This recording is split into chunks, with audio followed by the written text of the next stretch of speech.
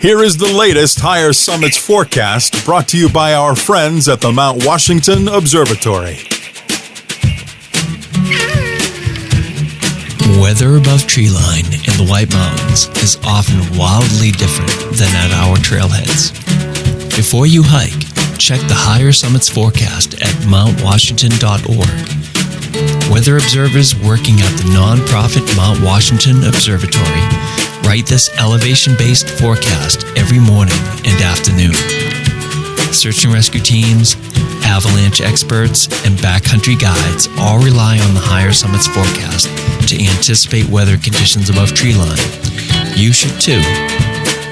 Go to mountwashington.org or text forecast to 603-356-2137.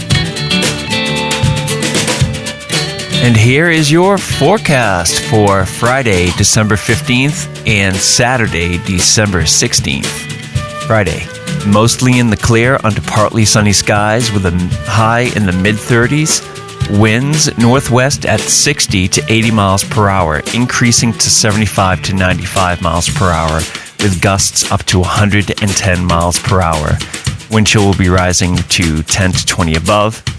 Friday night is mostly in the clear under increasingly cloudy skies. Slight chance of snow showers possible, up to about 1 inch, trace to 1 inch. Low will be around 20 degrees. Winds again will be pretty elevated. Northwest at 70 to 90 miles per hour, with gusts up to 100 miles per hour, decreasing to 50 to 70 miles per hour. And the wind chill will be falling to 0 to 10 below 0.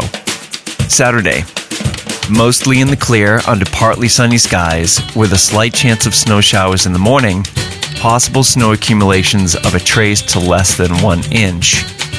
And the high will be in the lower 20s, with winds northwest shifting north at 50 to 70 miles per hour, with gusts up to 80 miles per hour early, 25 to 40 miles per hour midday, and then 10 to 25 miles per hour later.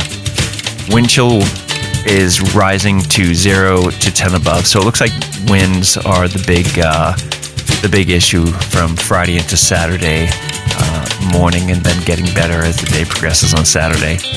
Alrighty, enjoy.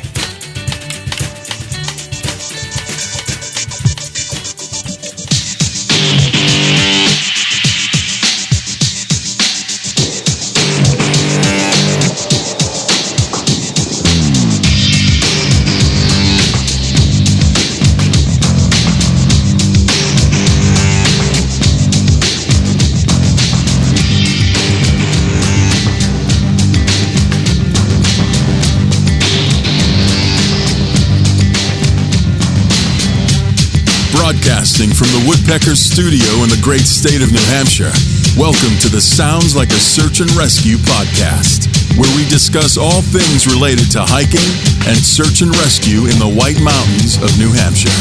Here are your hosts, Mike and Stump.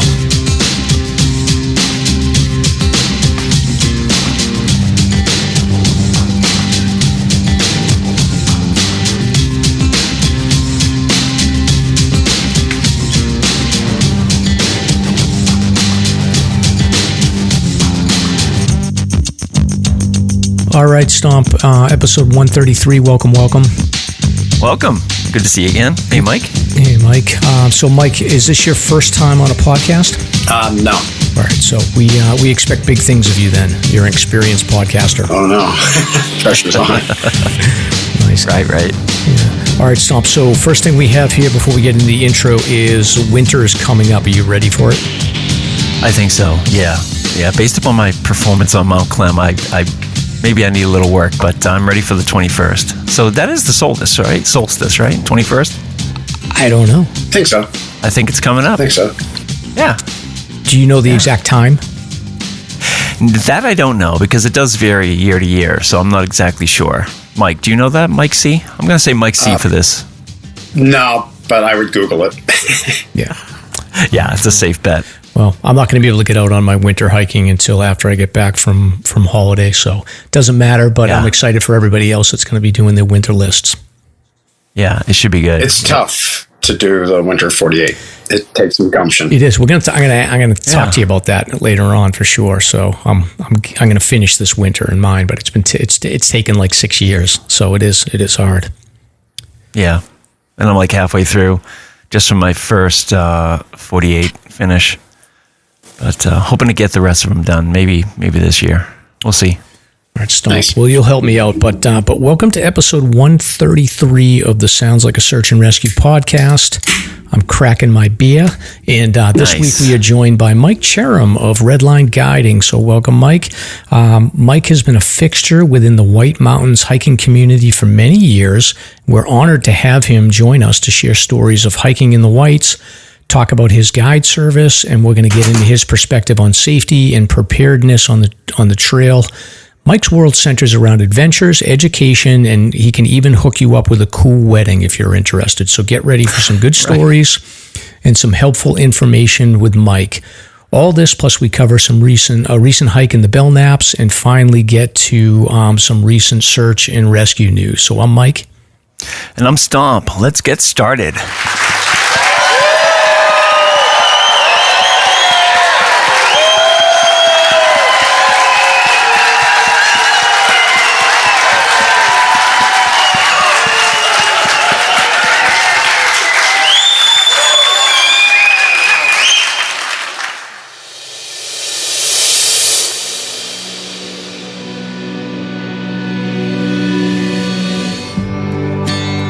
This is Ben Pease from Hiking Buddies. We are a 501c3 nonprofit committed to reducing avoidable tragedies through education, impactful projects, and fostering a community of support. You can find out more at hikingbuddies.org. We wanted to say thank you to those who have supported our mission, and most importantly, say thanks to those who speak up, who ask questions, and who are willing to provide guidance and assistance on the trails when needed. You embody what it means to be a hiking buddy. And now, for all my newer hikers out there, here's this episode's Hiking Buddies Quick Tip.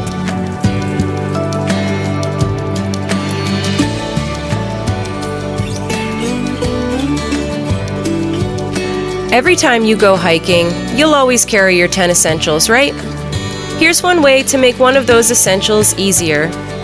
Take a cotton ball and soak it in some Vaseline to create your own fire starters at camp.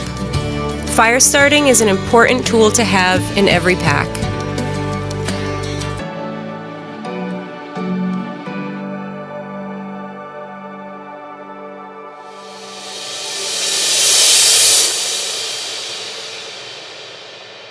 Hey, Mike, I actually had a question for you. We're going to interview you later, but like for the wedding stuff that you do you ever do wedding vow renewals?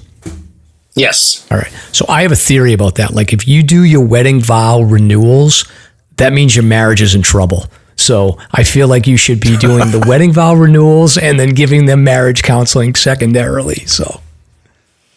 Wow. Yeah.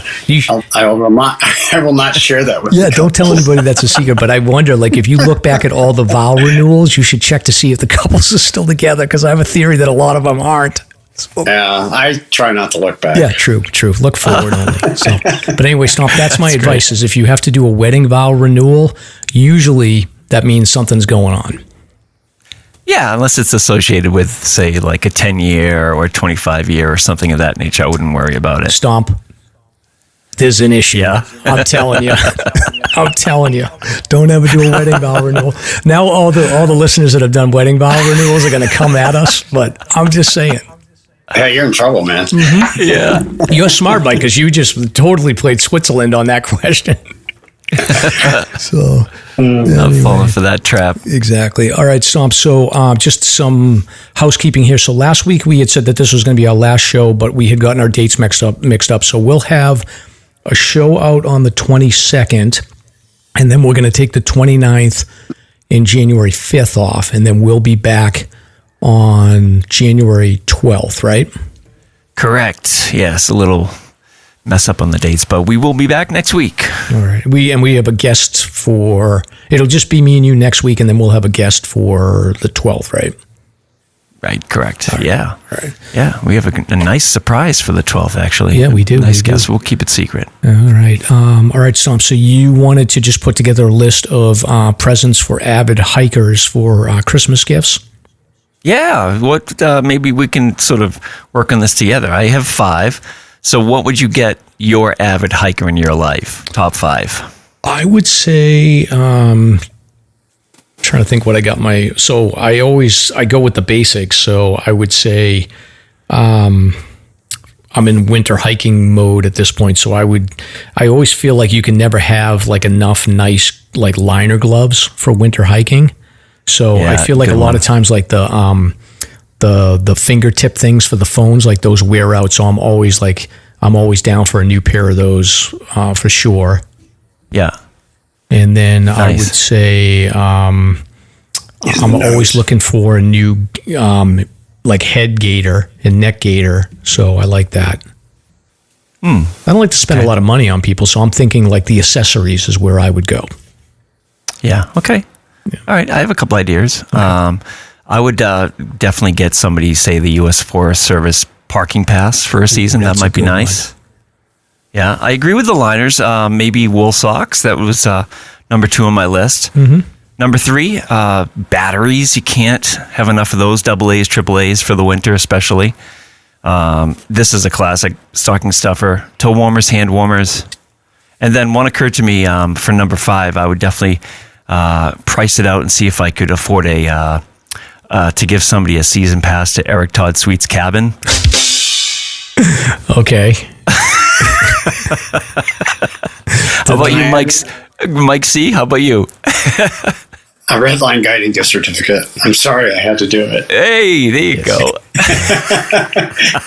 Exactly. And, absolutely. Yeah. And I would say like Vaucluse, I've been telling people to get the Vaucluse backpack frame because that's like, I feel like a lot of hikers like if people say, oh, what do you want for hiking? Like people get me like gift certificates to like EMS and REI and it's great. You use them, but like I feel like I have everything. So I feel like that's the Vaucluse or like the gift certificate to Redline. Those are things that people don't think of all the time. So those are good ideas. Absolutely. Yeah. Yeah.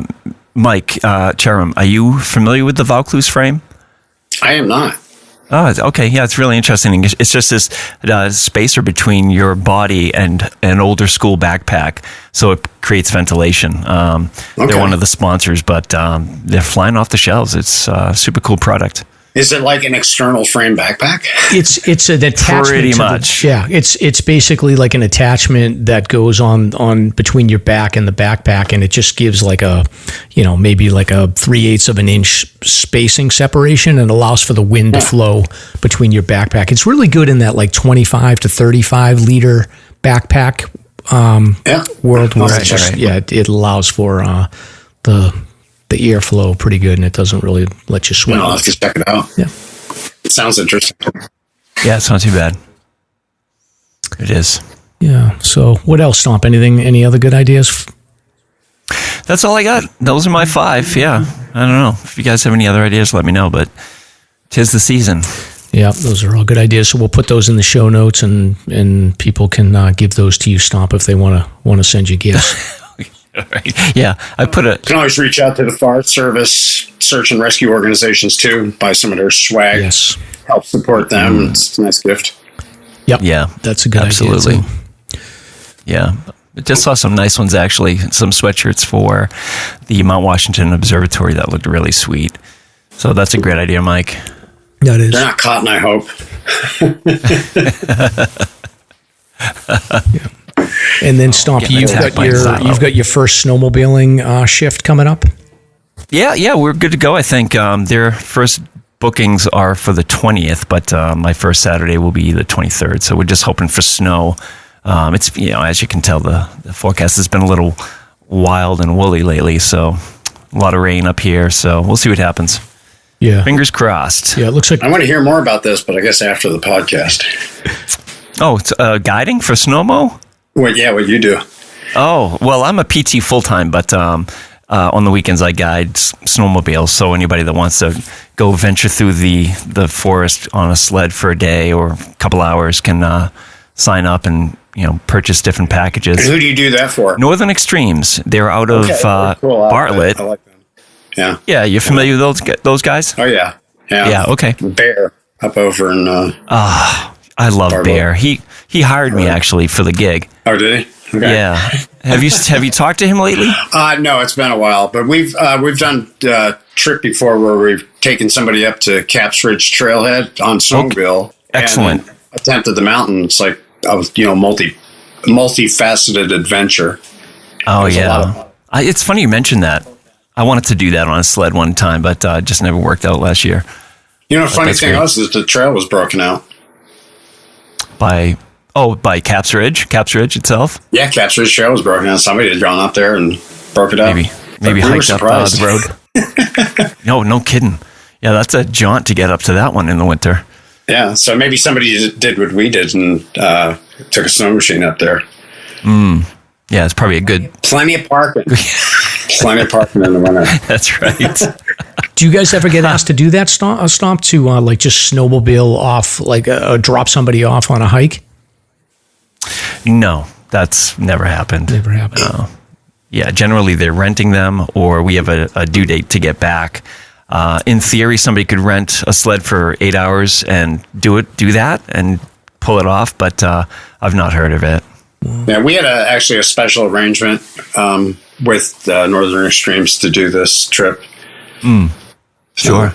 It was cool. I'd love to do it again. It's just, it's great. If we don't put it out there, people have to kind of come up with it or tell us they want something different. We'll get creative. Oh, sure.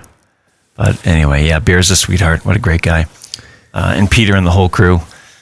But all right. Well, winter's officially here. You're out on the sleds, and if you want Stomp to guide you, then we'll put the info in the show notes too. Nice. Thanks, Mike.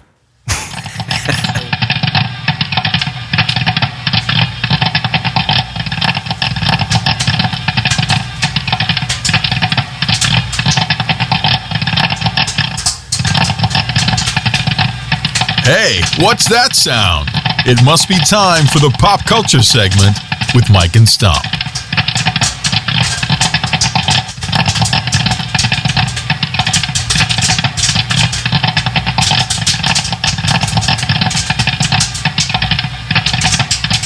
All right, Stomp. So a couple of pop culture bullets here, and then we'll get into some beer talk. So what do you want to talk about?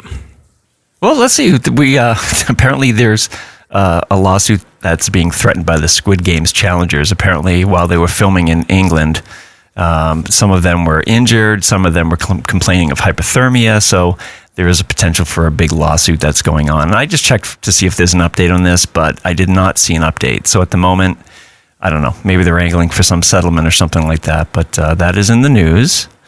Had you heard of that?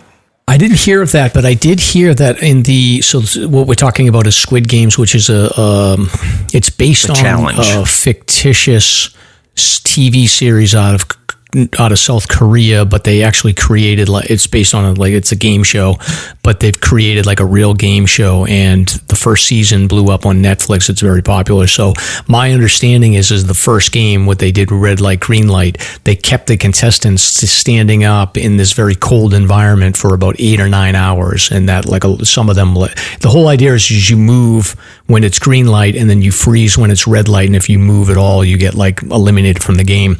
And they make it seem like it's a 5-minute thing, but it really was an 8-hour thing that they made them stand there for. And a lot of people got cold. They didn't handle it very well. So now I guess they're just suing for being tortured. The elimination one was by machine gun, wasn't it? The TV show, yeah, exactly. The TV show was like Machine Gun, right. But then they did the game show, which is just essentially they have these little exploding pellets on your chest that you get eliminated for, but they apparently the room they were in or wherever they were was ridiculously cold, so they were all freezing. Yeah. Well, they're signed on for season 2 already, so that's pretty cool. Yes, but so that's it. Then I saw some clickbait thing about the winner actually not getting paid her money, but then it ended up being just clickbait. And the real story was that there's a payment plan, and now that the season's over, she'll get her money, but. It's funny, some of these stories out there. They probably wanted to make sure that she didn't disclose anything across her NDA, and then also that she did the promotions for the show afterwards. So they probably didn't pay her until that was all done. Yeah, makes sense. And Hey, I stumbled upon Cher's first ever Christmas album at the young age of 77. Have you guys heard this? No. It's absolutely amazing. It blew me away. I'm not the hugest Cher fan, but this album is really, really good. It's up on Spotify. Check it out because the production sounds like it was recorded in the 50s or the 60s. However, they did that with the digital plugins and whatnot. So, and it's all the classic songs too. It's not modern stuff. Maybe one or two songs, but very, very good. Well done. She doesn't have any originals. Is it? It's just. No, like I said, I think there are the newer ones are by her, and there's only like one or two. I forget the name of them, but she does a ton of covers that you'll recognize right off the bat, and they're phenomenal. All right. Yeah, all the standard Christmas tunes. Yeah, I'll check that out. Sometimes we'll put on the Christmas music on a Saturday, so I'll check it out. Yeah. Oh yeah, it's the thing to do. It's great. And then finally, pop culture. We have I stumbled on this. It's called the Cameo app. Anybody familiar with this one? I am. Oh, really? Mike, no? This doesn't ring a bell? The name is familiar, but I don't know what it is. Well, it's actually really interesting. So it's not so much for larger celebrities. It's more for like second-tier celebrities, less famous people, comics, actors, things like that. But what you can do is you can purchase a plug by them. You give them what you want to say to somebody, and they'll provide a video recording of them saying those blurbs or whatever you want said to your friend or gift receiver. And the prices range from whatever, $15 to $100. I saw one for like $400. It's a very cool idea. I had no idea what was out there. Very cool. Yeah, and I'm familiar with this. Matter of fact, this is blowing up on some social media because there's a congressman by the name of George Santos that got like kicked out of Congress, and he's absolutely killing it on this Cameo app. And there's like these different social media channels where he'll like, I think he's like I don't know. I think he's a Republican, so I think that like people are sending like their like liberal uncle like cameos from this guy. So it's pretty funny. So I'll include the link in the show notes. Matter of fact, it's hilarious. I was going to do this for my daughter, send her something, so I may use it.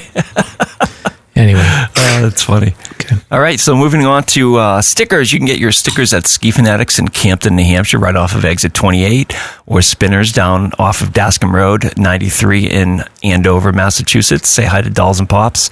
If anybody's interested in advertising with the podcast, just reach out. Direct message us on the socials or email us at SLASRPodcast@gmail.com. And we have some donations this week. We have 2 coffees from Edith Sandoval, and it's a listener from New Mexico. So that's very cool. We got a couple long-distance listeners this week. And then another one, Edith and Mateo, I believe this is the same pair, donated a single coffee. They're enjoying the podcast, so thank you guys for listening. Solo Hikes donated 4 coffees. George and Christine donated 10 coffees. And then just today we got Steve from Cape Cod donating 10 coffees. So that's super generous donations lately, and we really appreciate it very much. Thank you, donations. Fieldstone. Yes, thank you very much. And we have our first sponsor, Fieldstone Kombucha. Fieldstone Kombucha, New England's premium craft kombucha company. If you're in the heart of New England, you need to drink a New England-style kombucha. Softer, less acidic, and truly enjoyable. Our kombucha is naturally effervescent and boasts full-bodied flavor. Fieldstone crafts the best seasonal flavors. When we tell you there's blueberries in our Baby Bandit flavor, it nearly turns your tongue blue. Women-owned and operated, we brew in Rhode Island using whole, locally sourced ingredients. Fieldstone Kombucha is the perfect replenishing drink after a day on the slopes or a trek in the woods. It's chock full of probiotics and healthy acids to keep you in the top form. Find us at Biederman's in Plymouth, New Hampshire, Mad River Coffee House in Campton, the Concord Food Co-op, and more.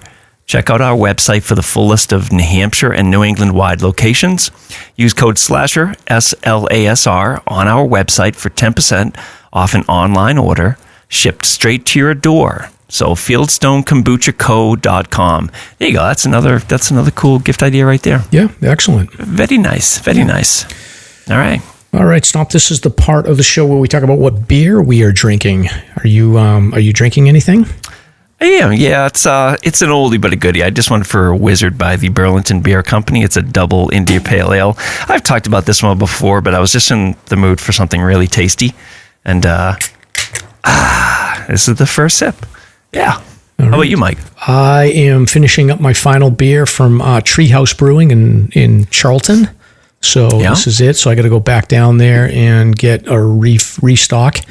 But it's pretty good. It is a very hazy. And these things are stiff. So I may be falling off my chair by the end of the night.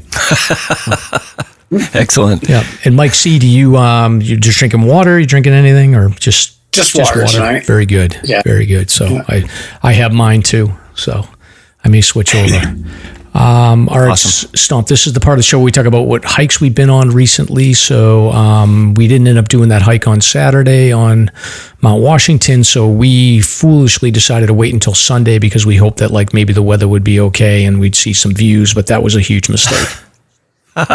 Yeah. The forecast was sort of a little overcast and drizzly. It was like hiking in soupy air. It's just so thick and wet, just dripping off the trees, fog, unbelievable. But it was a good time. So do you want to talk about it, Mike? Yeah. So I decided that I was going to go hike the Belknaps. So I knew Stomp had mentioned he was going to be doing Mount Clem. So I went on to my maps and I just take a look and I was like, well, I'll do Clem with him and then cut over to Belknap and Piper and grab, I think I've got that like Gunstock, Belknap and Piper left to finish up my Belknap list. So I figured I would just head over there and grab those, be about a 12 or 13 mile day.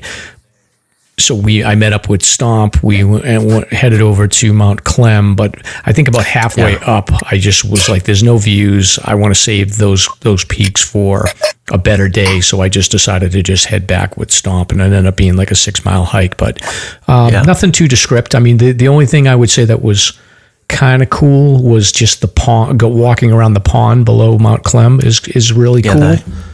That's Round Pond. Yep. Yes, beautiful. Yeah. So that was 137 for my New Hampshire highest 500. So thanks for joining me on that.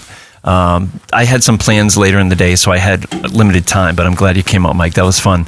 But what was tough about it, I'm sure you guys have experienced this elsewhere. It was just that early winter snow, that slushy wet. Every step you take, you slide 4 or 5 inches. So it was a mess up there, but it was a nice time out. Short and sweet. Yeah. And you wore boots. I wore my trail runners because I was like, I can just throw on my spikes if I need them. But my feet got really wet and they were pretty cold by the time I got back in. So I was pushing. I don't think I would have had fun at all taking that route over to Belknap and Piper. I don't think that would have been fun.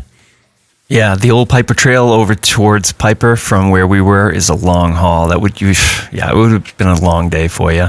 Yeah, and I wanted to get back early because I think it was going to start raining at like 1. Which it did. Yeah, it did. So we got done around 11, on the money, which was fine. Yeah, perfect. So that's what we got. And I'm assuming, Mike C., you've been out a million times? A little bit. Yeah. A little bit? In the office nowadays. Oh, boy. Have you anything recent? Went out skiing with Ken Hodges. Oh, great. Doing a little Nordic. So. Oh, excellent. That's I've been heading up north. I have a project up there that I've been working on. Awesome. Where'd you go skiing? Off of Bear Notch Road. Oh, okay, gotcha. The Forest Service roads down there. I don't want to get too specific. Oh, yeah, sure. Don't give your secret spots away. I have I've got plans. Matter of fact, Mike, I'm going to be up by your area, so I'm going to do Mounts. I'm going to do Stanton over to Parker, and then maybe get over to Stairs and Resolution and Crawford, depending on we're gonna spot a car on River Road or River Street, whatever that is, and then Davis Path, and then make a decision. But that'll be a interesting hike. I haven't done the hike from the Mount Stanton trailhead and done that section of like Langdon and in that area, so I'm curious what it's going to be like. Yeah, Pickering. Yes. Yeah. And they're nice. Those are the crippies, they call them. It's a bunch of low bush blueberries and a bunch of Scotch pines, I think. Yeah, I think it's Scotch pines up there. Yeah, so I'm going to do that, I think, on Saturday. So that should be a fun hike. We're going with a little crew, but and Parker, that's just going that direction, and on Davis Pass, it's just freaking gorgeous. Oh, yeah. That's a really pretty area. Yeah. So we'll see how the snow situation is. But Stomp, you got any plans this weekend, or are you just doing your thing? I think I might be heading up to Lonesome Lake with my cousin and his son, unless I get called into work at the last second. But that's the plan. It's just something simple and fun. I got the invite, so I'm like, yeah, I'll go. Sounds good. Yeah. All right, Stomp. So next up is Vaucluse. Vaucluse gear. So do you have a sweat problem? Sweat can be extremely uncomfortable on the trails. Plus, sweat is a serious risk factor. As your clothes get wet, your core temperature can dramatically fluctuate. This can result in hypothermia, heat exhaustion, and dehydration. So we've got good news at Slasher for you. There's a piece of gear that solves the sweat problem. Vaucluse's ultralight ventilation backpack frame. The frame is a backpack accessory that easily installs in your favorite pack, size 15 liters to 65 liters, and creates a ventilating airflow gap between you and your pack. It's also ultralight, weighing less than a pair of socks at just over 3 ounces. Whether you're hiking in hot or cold temps, the ultralight ventilation backpack frame is a real game changer when it comes to airflow and ventilation. So visit VaucluseGear.com to order an ultralight ventilation frame today. Use promo code SLASHER, SLASR, to enjoy a $5 discount, and let them know that Mike and Stomp sent you. Yep, and Stomp, while you were reading that, I just grabbed my backpack to show Mike what it looks like. I was wondering what that racket was. Sorry. I'll edit that out. Yeah, sorry about that. So it's all good.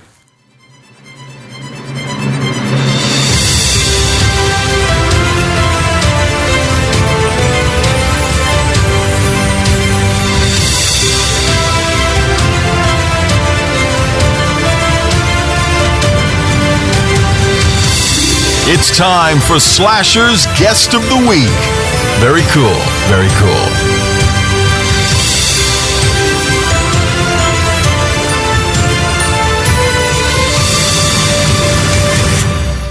all right, so this is the part of the show where we're going to interview you, Mike C. So you ready to go? Sure. All right, so Sure. I think I'll kick this off and just give a little bit of background on you, and then Mike, I'll give you sort of my perspective. Like I've been aware of you since I started hiking. So I stepped on the mountains the first time in like this probably 2012, around that time, and then pretty quickly I think I started like doing a lot of research and learning, and I think some of your articles were like critical to me around like particularly like winter hiking. So we'll get into that, but just to give the listeners some background. So Mike Cherim, he's the owner of Redline Guiding, fixture in the White Mountains here. So his background, he's done many trips up Mount Washington. I think he's got a little under 100 trips up Mount Washington, many rounds of the 4,000 footer list, 52 with a view, terrifying 25, done the long trail, and then he's done the redlining, tracing of all the trails in the White Mountains, traveled to Europe, in the Alps, the Dolomites. He's done national parks. He's done Mount Fuji. He's been around the Northwest. And then you started as a professional guide in like 2013, Mike? Somewhere around there, 2012, 2013. All right. So you got a pretty good resume. You've been busy. Yeah. So why don't you start off by introducing yourself and maybe talk a little bit about sort of your younger days and how you got into outdoor adventures and travel and then, the White Mountains. Like a lot of kids, my parents liked the hike, so they dragged me along. My mother was the driving force, though my dad was the porter when I needed to be hoisted, which was the case at 1 year old. I don't remember, but I'm told that I took a ride down Monadnock on my dad's chest. Nobody got hurt. I wanted to do it again or something like that. Mount Washington at 2, and then first time on my own legs was when I was 4 years old. And we went up Tucker Ravine Trail, and I have some maybe vague memories of it. I don't even know. Just being boosted in some of those big steps. But the mountain was a lot different back then. Yeah, and was this like was this continuous through your whole childhood? Did you grow up out in the White Mountains, or where did you grow up? My father was in the Air Force, so that's how we ended up in Japan. And we always called New Hampshire home base. And my mom was absolutely obsessed with Mount Washington. So while we did hike a few other things, it was always Mount Washington. It was always Tucker River Green Trail. She was just driven. And my dad was, go along to get along. He was along for the ride, and I didn't have a say in the matter. But I did develop early on an appreciation for the smells, the sights, the sounds, or the lack thereof, even as a kid. And that stuck with me. That was kind of the addictive part of hiking. Yeah. And how common is it? Like, do you think, like, what do you think it was about your mom that she was so obsessed about Mount Washington? I mean, I get it. I am too, but it must have been like a kind of a unique thing to be, that focused on hiking back then. Yeah. I don't know what it was about Mount Washington that was the driving force for her. Other than it's, maybe the same mentality as a lot of people. They look at New Hampshire and they think we have one mountain or two mountains, Socorro and Mount Washington. So they don't realize what's going on out there. And I think maybe my mom had that tunnel vision where she saw Mount Washington. She saw the only route she knew to Mount Washington, and that's what we did. I remember one time we really stepped outside of our comfort zone and did Lionhead. Switch it up a little bit. And at what point did you sort of break away from mom and dad and start going off on your own? When I was a teenager, typical rebellious teen, but I still liked to hike, so I would date. I remember taking one date to Green Up. But she was really pissed on the way up, swearing at me. Oh, man. First date, last date. I got up there and I broke out, back then, the Matisse Rosé. Mm-hmm. And the little trees up there in the Krumholtz zone, and the whole ambiance, she just melted and just loved the experience. Oh, so you got a second date out of that one? No. Okay, well, yeah. I don't think I pursued it because of I don't know. I don't remember. She didn't handle herself well enough on the trail, right? So moving along. I asked her if she knew how to hike. Yeah. And I said, really good mountains. Mount Adams is pretty tough. And she was like, oh, no, I'm totally good. And in a way, I was, the same as my mom. I had my focus. I did Mount Adams several times. I always went up Lowe's Path because it's what I knew. And, back then, you had jeans and a wool shirt. And, it was a mix and match. It was real kind of a crapshoot, not just because of the era, but, of course, my age at the time. So, did you? Was there ever a period in your life where you went away from hiking, or has it always been part of your life? For about 20 years with my first wife. Okay. If you were to hold a gun to my head and make me pick oceans or mountains, I'm a mountains. Mm-hmm. She's definitely an oceans. Okay. I compromised, became an oceans for 20 years, and we boated as a family, and it was great fun, and I love it. I will cherish those experiences and those memories forever. Mm. But when that marriage ended, I got back into hiking. I stopped smoking butts, and I got in shape, and your lungs regenerate if you quit. They do. I didn't know that. Yeah, it's amazing. I do now. And it would probably have been an incentive for me to quit smoking sooner. I mean, I did it just to save my life, to prolong my death. Yeah, exactly. Save it off. Wow. I didn't realize I was going to, redevelop myself and, find energy and strength and vigor and as I got older. Yeah, it's amazing. How long did you smoke for? 33 years. 33 years, wow. And it is crazy. People don't realize, I think it's there's some formula they talk about, but generally your lungs will reestablish themselves after about a year. All of that tar and nastiness will get out of there. And then obviously... Yeah, they say 7 years for a complete regeneration. Okay, wow. So, wow, that's great. That's crazy. And I started feeling within 3 months, I was out hiking again. Mm-hmm. I was living down southern New Hampshire, so I was, hike Pawtucket 6 times back to back. It's like I need a bigger mountain. Do you ever get those cravings? Ever? Do you ever get those cravings ever? For butts? Or just smoking nothing. Not at all. Interesting. Not at all. Do not miss it ever. So. because my background is I'm done. yeah. I don't touch the stuff anymore. But when I was in music, performance and bands and stuff, we were in smoky clubs for a decade. And when I got out of that scene, you got that craving, just even from the secondhand smoke. It's just unbelievable. Very strange. To me, it smells really nauseous now. Oh, that's horrible. That's really gross. Absolutely. Yeah. I smoked a little bit in my younger days, and that's the same way. Like I stopped, and now the smell of it is just vile. As a matter of fact, it's so rare to see anybody smoking that it's startling sometimes when I smell it, because I'm like, what is that? So. That's true. Yeah, they hide them now. Yeah. All right. So you made your way back into. So your first marriage ends. You made your way back to hiking. From those early days when you were hiking, even when you started back up again, can you talk about, like, from your perspective, how has the scene around the whites changed in the last 10, 15 years now that there's so much access to information for people about hiking? Based on my earlier memories, it's just more people, more consumption of parking spaces. Some trails are getting wider. There's a photo I have of me and my mom on Tuckerman Ravine Trail. Outstretch my arms, touch both sides of the trail. You know it's not like that now. No. And it's and I didn't drive a snowcat through it, so. Yeah. So it's just a lot more. I still get the same vibe, that whole the Pink and Notch experience, the log cabins, and the whole, the center for tramping and skiing. It still has that vibe. It still has that educational quality. I still like it. Some will say that maybe the AMC has lost some of their focus over the years, and I'm not going to comment on that. Maybe they have, maybe they haven't, but who knows? But they still have that. There's still that scene going on, that mountain scene, and that hasn't changed. That's stayed pretty consistent. There's just a lot more people floating around.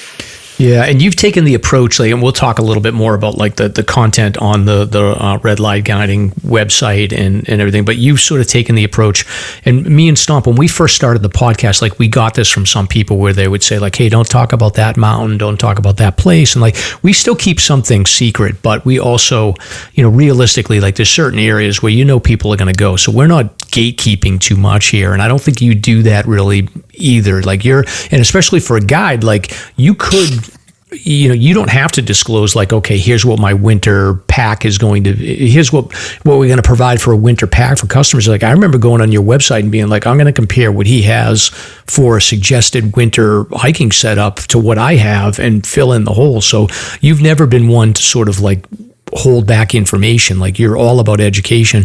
Can you talk about what did you struggle with that decision, or was that a no-brainer for you? To me, that was a no-brainer because Redline Guiding is my second company. I had a mail order company for 20 years, and we sold biological pest controls. When I started that company, you know what I knew about biological pest controls? Nothing. So I put my nose to the grindstone and became an expert in that, and people love dealing with an expert. So we blogged about it, did the same thing I'm doing now, and so I took the same approach. It worked before, why won't it work again? And it has. So we give the education away, but it's, we get the notoriety, I guess, for sharing it, and people like to do business with it because we have some of this critical information. Yeah, and what was the what was the original vision, and what can you talk us through when you said, I could really set up a business here and make this work? So I came to the area. Before I moved to the area, I came to the area looking for work, and I talked to a guide agency in the area, and I told them that I want to be a hiking guide. They literally laughed in my face and said, there's no such thing. Forget the Crawford brothers. We won't talk about that. Yeah. So no such thing as hiking guides in the area. Fine. I'm stubborn. I'm going to become a hiking guide anyway. Avalanche training, L&T training, leadership school, just this, that, other thing, my medical certifications, doing all this stuff. I am thinking there's no formal track in New Hampshire, so I'm just thinking to myself, what do I need to do to become a guide? And then I got qualified, and I went to work for somebody else. for a few years and led a bunch of trips in Mount Washington and did some trips out west that guided on Rainier and Hood and Shook Sand and stuff, and cool experiences. And then at some point, because of the sale of my other company and needing more money and stuff, I was in the position where I needed to start another company. So I did and started Redline Guiding. Our thought at first is we would be like everyone else. We would lead group tours. And if somebody wanted private, maybe we would add a little bit of money and they would make it private. But that's not the reality. The reality is we were giving one-on-one tours in small groups. And so we just we didn't create ourselves. We just became who we already were, if that makes any sense. No, that makes sense. That's and neat. then how long do you think it took for you to just get some traction where you went from, and you've started businesses before, so you've got an entrepreneurial focus. Is there a certain point where you're obviously in that sort of storming mode where you're like, okay, I got to establish this, and revenue is going to come maybe that first 6 to 12 months. How long do you think it took you to get to the point where you said, yeah, you know what, this is viable and we can make this work? Within the first year. Okay. Yeah. Good. I mean, I started in October, so that particular year we didn't know, but by spring of the following year, even after the first winter, going into spring and summer, we were getting bookings, and that became a busy season for us. It's like, yeah, this is totally going to work. Okay. And It's a year-round business with a couple of shoulder seasons that get weird, slower, stuff like that. yeah, and then so you had wilderness first aid training, you had avalanche training. So you just took the perspective that I'm going to get as many certifications as I can, just so that I have that on my resume. Yeah. So I could become a good guide. Okay. Yeah. And I became a class 1 leader for the AMC, and I did all of their leadership stuff. And I led for a couple of meetup groups, well-respected ones at the time, because I wanted experience of dealing with people's personalities on the trail. I didn't know what that was going to be like. I was completely fresh to it, but it was like, it's like, what do I want to do? Well, I want to become a hiking guide. Boom. I'm going to become a hiking guide. There's no stopping me. So that was just my decision. Yeah. I don't know if it's luck, skill, or some combination between the two. That it's so far it's working. I'm able to pay my bills. I don't make hardly anything, but money isn't my gold. My gold is free time, and I do have a lot of that. I have unstructured days, which I like that. Yeah. We'll call it executive time. Yeah, I get that for sure. With the initial interactions you had, I would think that all the technical pieces that you had, that's sort of to me is a pretty, you can build a path and say I've got to get these certifications and I've got to get this knowledge of hiking these areas. But the people aspect and the personalities you're dealing with, I have to imagine there's a huge difference between you guiding two completely inexperienced rookies that just want to go out and learn about the White Mountains versus you guiding somebody that's been hiking out in Pacific Northwest in these huge mountains but wants to just get some experience in the Whites. You've got to deal with, inexperienced people are going to defer to you. Experienced hikers that just don't know the region are going to probably have opinions, and you've got to deal with that. So what did you learn about people early on, and how hard was it to pick that up? That was actually pretty easy. One thing that I noticed as a guide, is that when people come to me or they're doing something, that's because they want to be there. And that really changes the whole atmosphere. They're having fun. This is a day they're looking forward to. It's not like they're standing in line at the DMV. Yeah. So you don't have to deal with too many difficult people. Nope. Very, very rare. Very, very rare. Yeah. What did you? A couple times we've had a couple of people that came to us that were, one guy was cheating on his wife, and there was somebody else that was clearly a bigot, and we just completely zap those people. You're done. We're zero tolerance. Yeah, I get that. As far as how you work, so the initial process, if I'm a potential client, what happens? I know you have an intake form on your website that people can go onto, but what's the general sort of rundown on how people can work with the guide service? So we look at it, and sometimes people will contact us and ask a few questions. That's totally fine and understandable, and we will send them to the booking form. It's not a payment gateway, and that starts the process. The booking form is long. It asks a lot of medical information and stuff, and it's a commitment. So when people have filled that out, even though they haven't paid anything, they're invested in this. We reach out to them, find out exactly what they want, get their experience level, find out some other pertinent facts and details, and that's when I say, okay, I have enough information now. Let me go see and assign one of my guides to it. And I'll usually cherry pick the guides and say, I want you on this because I think you'd be a good fit with this person or whatever. And once that is established, I reach out to the guest, which is what we call them instead of clients. I reach out to the guest and I send them an email. I CC the guide and I put the two together and let them communicate.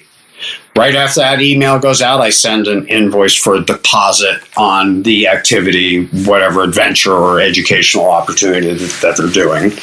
That's the general phase. Obviously the weddings are handled a little bit differently. They don't use the regular booking form. And then we do have a few things like wilderness first aid, which is done through solo instructors, and that has its own registration form and stuff like that. But pretty much, it's manual. I don't have an online checkout, and I don't plan on adding one at any time soon, even though we do have a shop page and you can order stuff. For bookings and stuff, I want to talk to people. This is our chance to get it right and to find out what people really want and what they're after. And we get all types. We get people that are very experienced. We've guided people who have already completed their grid, because they wanted somebody that was a companion for the day, that had a good personality, that had a good technical understanding, and wasn't going to become a liability to the person hiring us. To them, it's worth it. Yeah, and to the really knowledgeable, they're doing Adams in the wintertime. They're hiring a guide because they know they shouldn't be doing it by themselves, and they don't have a buddy that day, so they're hiring us for that reason. Yeah, that makes sense. Backup. With the adventure side, how does it usually play out with the guest? Like, do the guests typically come to you to say, like, I have an idea, I want to hike this particular area, or do you find that frequently you or the guide that you assign to the guest has to make a decision or make a suggestion to say, like, hey, here's like 2 or 3 areas that we could go hike, and what do you think? Probably half and half. Okay. So some people will come to us and say, hey, I want to bag Mount Washington, or I am working on my winter 48 and I would like help with this mountain, or I want to do a backpack or something like that. So these are people with an agenda. And then we have other people that are, I just took a couple of women out on a half-day hike from England. And based on their fitness level and what they wanted, and I gave them some options for the day. Not that I gave them actual options, but I had options based on answers to specific questions. And based on everything that they told me, I said, well, Willard would be a good choice for a half-day hike. And it was actually perfect for them. Mm-hmm. And we were fortunate because one thing they didn't really want were crowds. And I told them, well, Willard is probably going to have a bunch of a bunch of people up there. And it wasn't bad. So we lucked out in that regard. Yeah. They had a really lovely time. So a lot of times that's, it's depending on timing, depending on weather will sometimes play a factor. Sometimes we'll have an agenda, and Mount Washington being the case a lot of times where that is our focus for the day. But how we get there is variable based on conditions. Yeah, and I'm curious how, I'm assuming you must be an expert at this point. This almost never happens, but is it pretty easy through the intake process with the guests to sort of suss out their fitness level and make sure that there's not a mismatch before you get on trail? Yeah, we ask 2 questions. One is their self-proclaimed fitness level. And the way we ask the question, it's one of these tricky survey things where there's an even number of choices, which forces the participant to lean one way or the other. And I find that very telling. Okay. So we get an idea of what their fitness level is, and then we get a subjective opinion of what they want their day to be like. And sometimes we tell them it's like, you're going to have to readjust your things here because this is not going to work. You're not going to have a relaxed day on Mount Washington when you're somewhat fit. giving us these answers. It's like, this is not going to be a relaxed day. This is going to be a big day for you. You're going to have to dig deep and push hard. So having these subjective questions tells us a lot. And then we can get an idea for their experience talking to them on the phone. Yeah, because you want to you have to find that Goldilocks, that sweet spot where you push them enough and you take them on a cool adventure. But I would assume you never want to have a situation. I'm sure you do, but you've had this. But you want to avoid a situation with a guest where you've got to turn around halfway because the fitness isn't fit. And it does happen. Yeah. So sure. Especially on things like Washington, where it's a lot of turnarounds on that mountain because of either fitness or weather. Yeah. If people are good with their self-care, usually their gear doesn't present a problem. Like blisters and stuff can be dealt with before they become blisters with good self-care. But we get some of that, people turning around. It's, we have to. We do private tours by default. So generally we'll do a one-on-one. So if that person wants to turn around, it's your day. Mm-hmm. It doesn't affect anyone. So when we start mixing people together of all flavors and stuff like this, one person might be really slow and one person might be really fast. The fast person is going to feel like they're being stifled and held down all day, and the slow person is going to feel like they're being pushed all day. So our solution to that is put the slow person directly behind the leader and have the leader slow things way down. That way the slow person isn't taking the heat from slowing down the group. And the speedy person is just go back there and shut up. Yeah. Go take a rest. And one of the other things I picked this up from you on either social media comments or you might have put an article out about this, but it was specific to Mount Washington. And I always took this advice, and I think you were the one that sort of tipped me off on this. Is the same thing you talk about how your mom always went up Tuckerman, and that was how she knew. And then but I mean, Boot Spur, Nelson Crag. I mean, those are, if you want to avoid crowds in Mount Washington, there's absolutely no problem doing that, but you just have to keep an open mind about the route that you're going to take. And you've posted that a few times. So I'm assuming, do you still, will you still tell people, hey, let's avoid the craziness and go up Boot Spur? Do you still? Yeah. And Glen Boulder's another way to climb Mount Washington. Yep. It's a kind of a cool way to do it. I've done it that way before. We have an article on our blog. It's called the Boot Spur Option. Mm-hmm. And that article gets a lot of traffic, a lot of hits for some reason. Yeah, that article is cool. Is encoded. It's a beautiful in my brain. Approach. When I tell people about Mount Washington, I'm like, don't just do Tuckerman. There's another trail on Mount Washington. You're going to encounter people at some point at the ends of this trail, but it's Raymond Pass. Yes. Which runs from Tuckerman Ravine Trail to the Old Jackson Road. Mm-hmm. There's moss on the rocks and there's. You get on that, and if you can't hear the auto road, you don't even know you're on Mount Washington. It's almost like wilderness. It's really cool. Yeah. I've been on Raymond Path before, so it is a cool area, and it's not well traveled. And I like that particular area because I think that's the area that they came up in the original ascent when Belknaps and that whole crew came up Mount Washington the first time that they came from Darby Field's first ascent of Washington. Well, Darby Field was before, but this was another. Okay. This was an early ascent. Darby Field, I think, came up through isolation and. Yeah, I don't know. There's so many legends clues to that, and all the clues seem to point to different things. It's frustrating because I want to recreate his journey with somebody at some point. This is a television idea we had. It would be a cool idea. I mean, as far as I know, what I've read in the early history is that he came up through, maybe, matter of fact, where I'm going, everything I've read says he sort of ascended from the Montalban Range and came up maybe through Stanton and it could have been Davis Path. Yeah. It could have been Boot Spur. It could have been Glen Boulder. They all kind of point to that segment. Most of them point to that segment anyway. Yeah. It's I've read different accounts, and different accounts lead to different conclusions. Yeah. But I've definitely, the Montalban Ridge, that is one of the very viable options.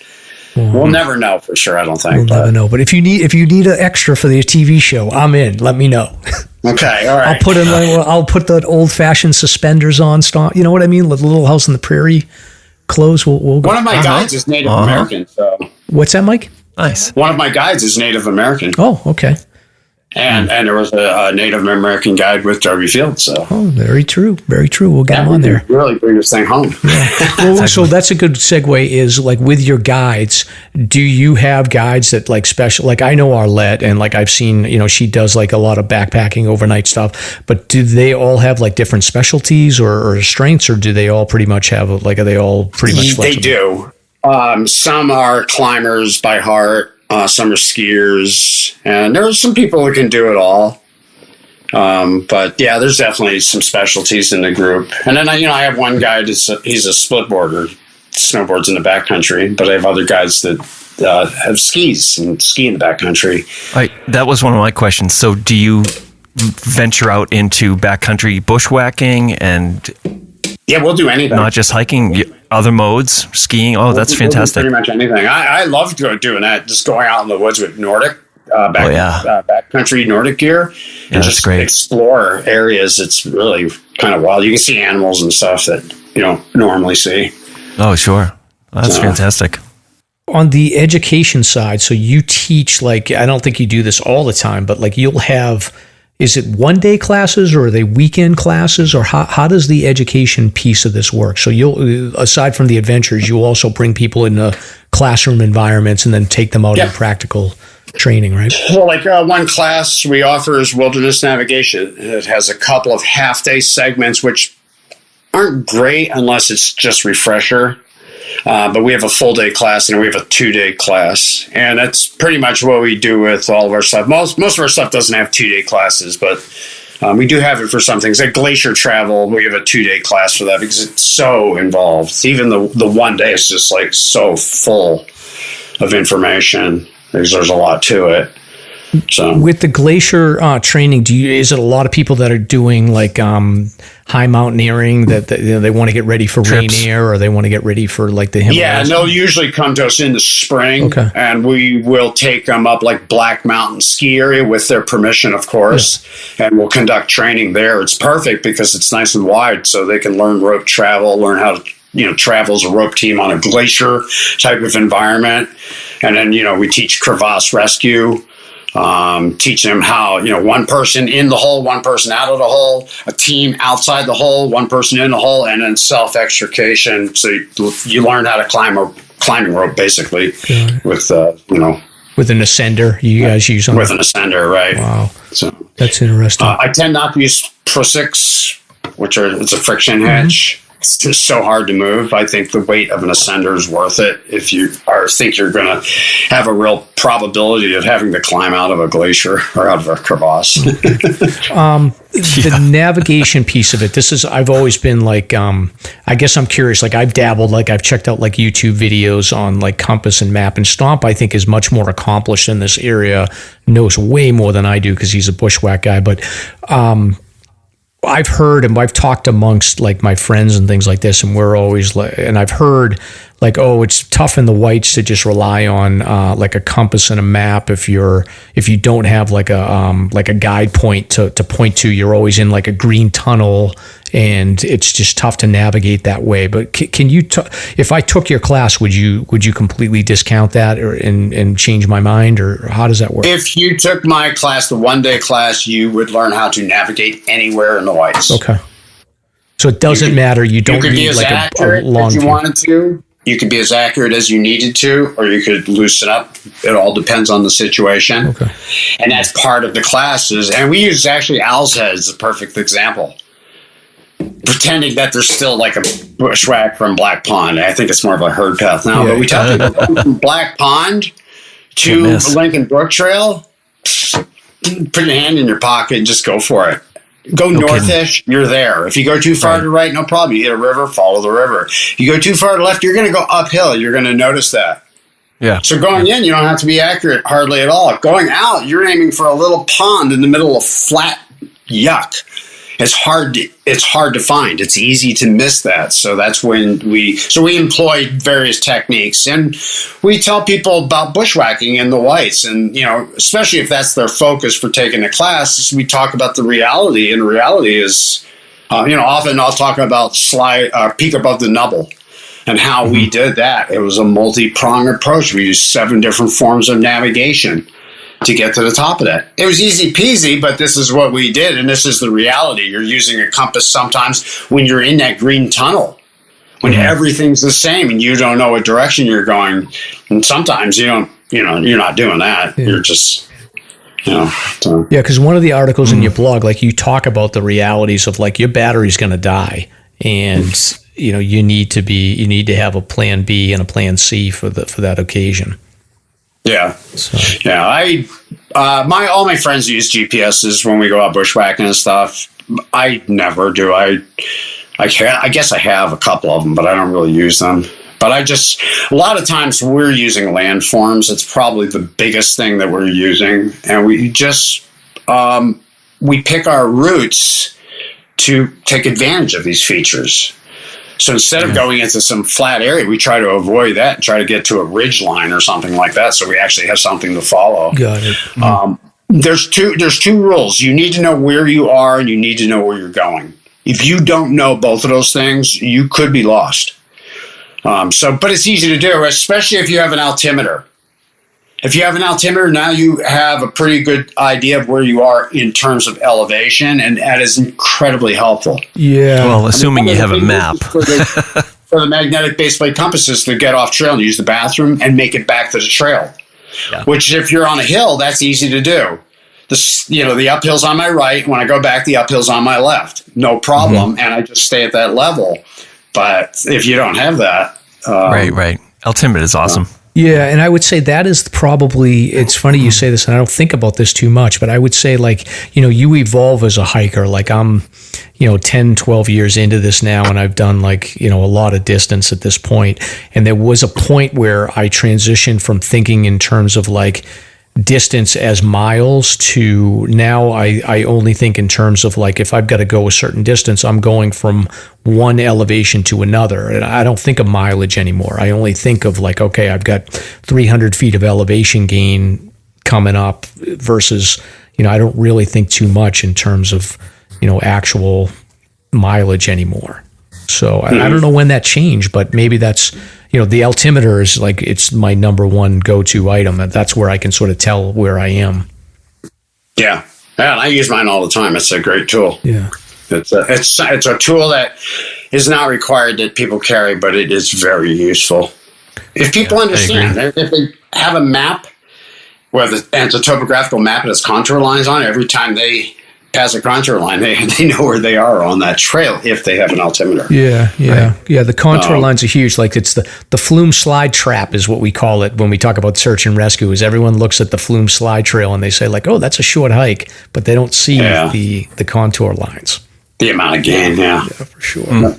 Wow, this is interesting. So I wanted to ask you about the wedding services as well, and then I do want to get back into sort of some hiking advice for you. But so the wedding business, like, talk about that. When did that come to fruition? Was that something you always planned, or is that something you stumbled on?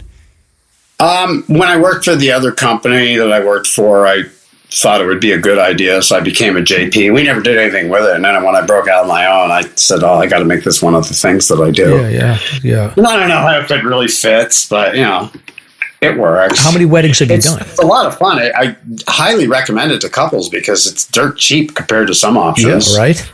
And talk about grandeur. I mean, I've done a wedding in Huntington Ravine before, and it's like, we're on the top of the fan is where we did it. Wow. And, it's like, beats any cathedral. Right. Now, I would assume that the biggest issue you run into is the bride trying to manage, like, okay, I want to get on I want to get into Tuckerman Ravine and get that view, but, Aunt Bertha can't hike up to Tuckerman Ravine to make it all that way. Yeah, so you've got to balance, like, you've got to pick some lower elevation stuff so that people can get to the wedding, right? Yeah, and there's a lot of places like Elephant Head that are just super pretty. Glen Ellis Falls, which I have no idea what that is going to look like when they are done. They're doing some major construction over there. They've clear cut the whole parking lot. Oh, yeah. Huh. Yeah, big things going on over at Glen Ellis. Interesting. And sometimes, these mountains like Wildcat and Loon and Cannon and Washington offer great options for people that have friends and family with mobility issues, but they still want that mountain experience. We could stop on the auto road where Nelson Crag Trail crosses and get everybody over there and just tell them to stay on the rocks, folks. And it's a little flat, short walk. Next thing you know, we're standing just outside the state park, actually, and have an amazing wedding in an amazing place. So those are good options for people who, want to still have a mountain wedding, but they want people there that aren't going to, hike. Yeah. And do you find, is it a lot of second marriages? Is it a lot of people that do their first marriages? What's the profile? Probably about 75% are first time marriages with younger people. I've done some vows, renewals, and some older person marriages. Mostly just young people, first marriage. And do you have your spiel down? Do you have to memorize a lot of words? I know I've been to a couple of weddings where people got deputized to be JPs just for that specific wedding, and it's it's a mixed bag. Sometimes these they don't do that well. So I have a couple of scripts that I offer people. Okay. And I will sometimes insert a prompt and stuff like that into the scripts. But it's a funny story. When I first became a JP, about a week before my first wedding, it's oh, shoot, I got to say something. Right? Yeah. I was completely new. Fake it till you make it. So I went online. I found some wedding vows from the state of Florida. I call those my basic vows, and I still use them. I have since written my own ceremony, and some couples will choose that. Most people will just go with the basic or the custom vows, and then a lot of them will insert a prompt. And I suggest that. I think it's a nice touch. Other people will do weird, hand binding ceremonies and candle lighting, unity candles and sand mixing and some stuff out there. Some of it is not very well suited for mountains. Mm-hmm. But that's okay. I do weddings at venues too. People say, "Hey, I'm getting married at Eagle Mountain House in Jackson." It's okay. I can do that. Great you spot. Can trust me out. Oh, hell yeah. Awesome. And then how's music handled? Do they just bring no music? I've had one person bring background music, and they just did a portable speaker. Okay. All right. So yeah, not much of that going on. Wow. And I've shot some video. Sometimes we'll do that. Wow. I did one wedding on Bond Cliff, and they hired me to video the whole thing and put together a 20-minute video or something. Real nice memory for them. Yeah, that's cool. Stomp, you and Mrs. Stomp should renew your vows. Hey, we're doing fine, kid. We're doing fine. Okay, all right. Oh yeah, we don't want you renewing your vows. We know what that means now. Mike has informed us. Yeah, now that you know. So we're all suspicious. And trust us. Anyway, but we'll just keep that between the three of us. So, so back to the hiking, Mike. So another thing that it was interesting. When I was researching for the show, I was I've gone to this damn site quite a bit. So a lot of stuff I'm referencing when I'm talking to Mike is on the Redline Guiding website. So there's a blog section on there, and there's all kinds of information on there. It's fantastic. But you advocate for 13 essentials and not 10 essentials. So can you? It's so funny. I'm going to be giving away some of the stuff I talk about on the show is directly because of you. But anyway, can you talk about why is it 13 and not 10? So I just felt for up here that the 13 was more realistic.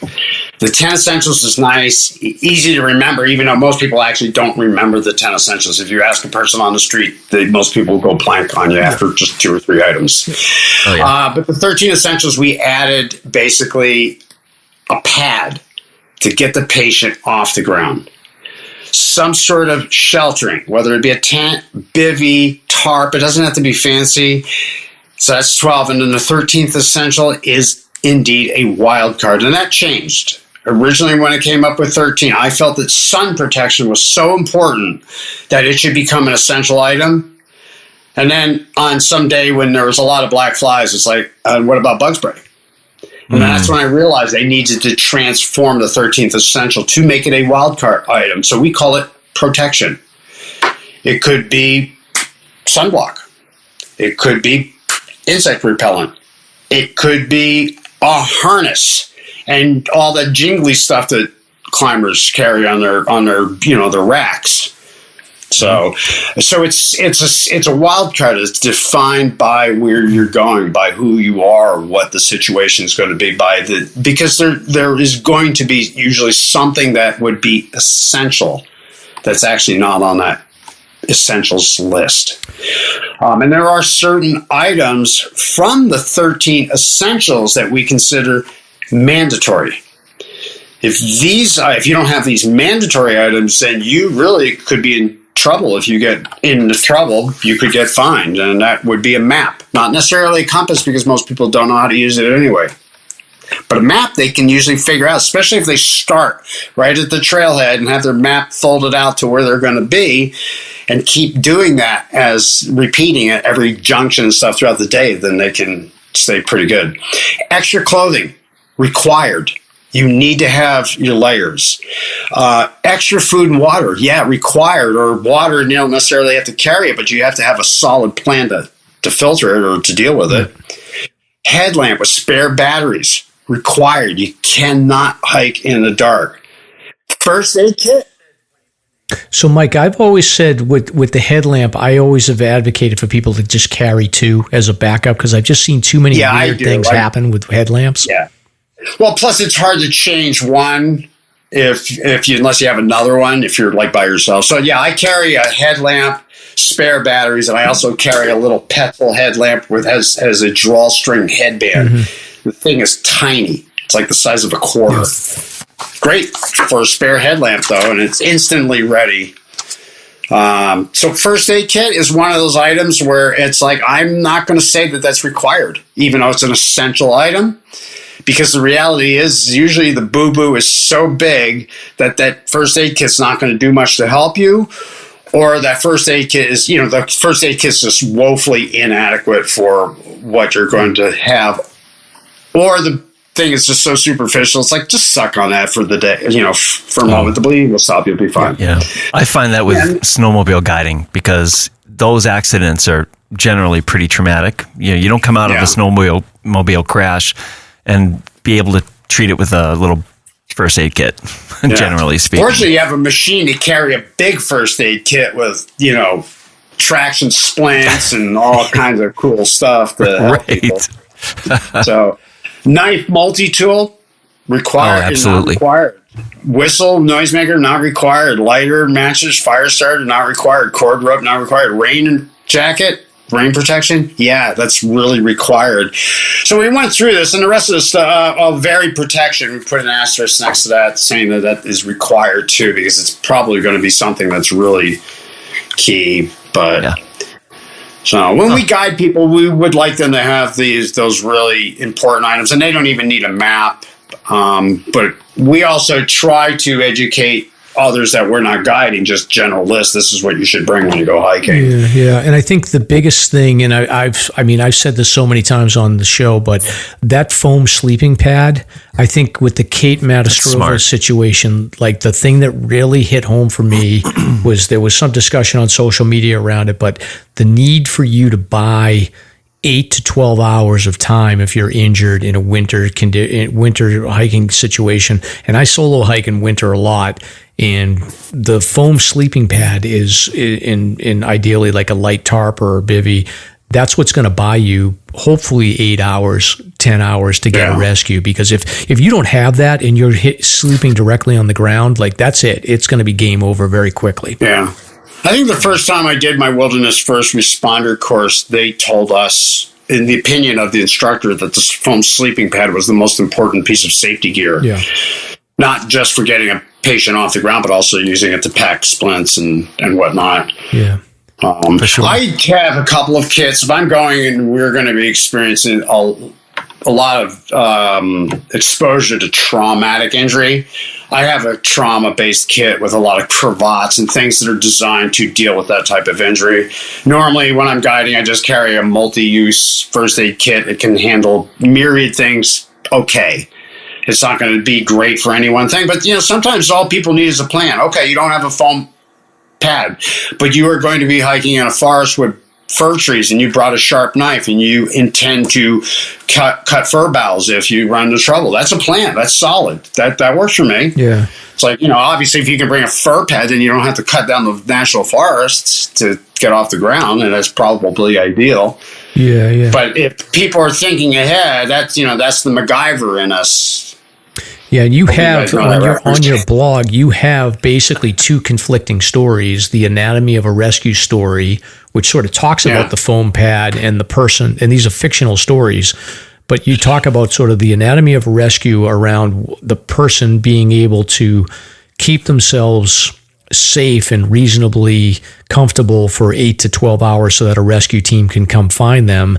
And then you also talk about the fast and light hiker that sort of that basically forgoes a lot of the essentials in a winter situation and ends up dying of hypothermia because they've chosen to sort of go fast and light and they didn't have what they needed to wait out that amount of time for a rescue to come to them. And you're talking about the How I Died Correct, Hiking. yeah, How I Died Hiking, and then the other story is the anatomy of a rescue story. The impetus for that particular story, by the way, was actually my own experience up there. I didn't get encased in ice. That did happen. My trekking poles were, an inch thick. It was pretty wild. My hood became a helmet. But it was up there. It was some of the things going through. And it was an uneventful day for me. I went up, I summited, I came down. I was the only one on the mountain. I checked in with some people on the way up. I checked in with some people on the way out. And, it was all cool. But I did stand there at the top of Tarkman Ravine, ice forming on the rocks, saying, should I go up? And kind of having that inner dialogue. So, I don't necessarily going fast and light that day or something, but there's another story I can think of, which was somebody else from the hiking community. I did a story on an incident that he got into trouble. The name of the story is Not Here, Not Now, The Epic of Dan McGinnis. Oh, yeah. And he was kind enough to share that story. He's a great guy. Yeah, he's prolific. I haven't seen too much of him lately, but I was following him closely for quite a while. Yep. Great guy. He got into trouble because he didn't have his compass available. He had it and he knew how to use it. It was at the bottom of the pack. He decided to not do it and ended up getting disoriented up there. Yeah, if I recall that story, I think I read that a long time ago. He got into some kind of trouble maybe between Monroe and Eisenhower or something in that area. Yep. Yeah. Yep, it was right after you dropped down, before you hit Eisenhower, and that's about 700 feet down. We went in the summertime to try to find like the approximate elevation of where he was, and it's just like, it is way thick. We couldn't do it. We got down there as far as we could. We dropped maybe 300-400 feet, and that was it. Impassable.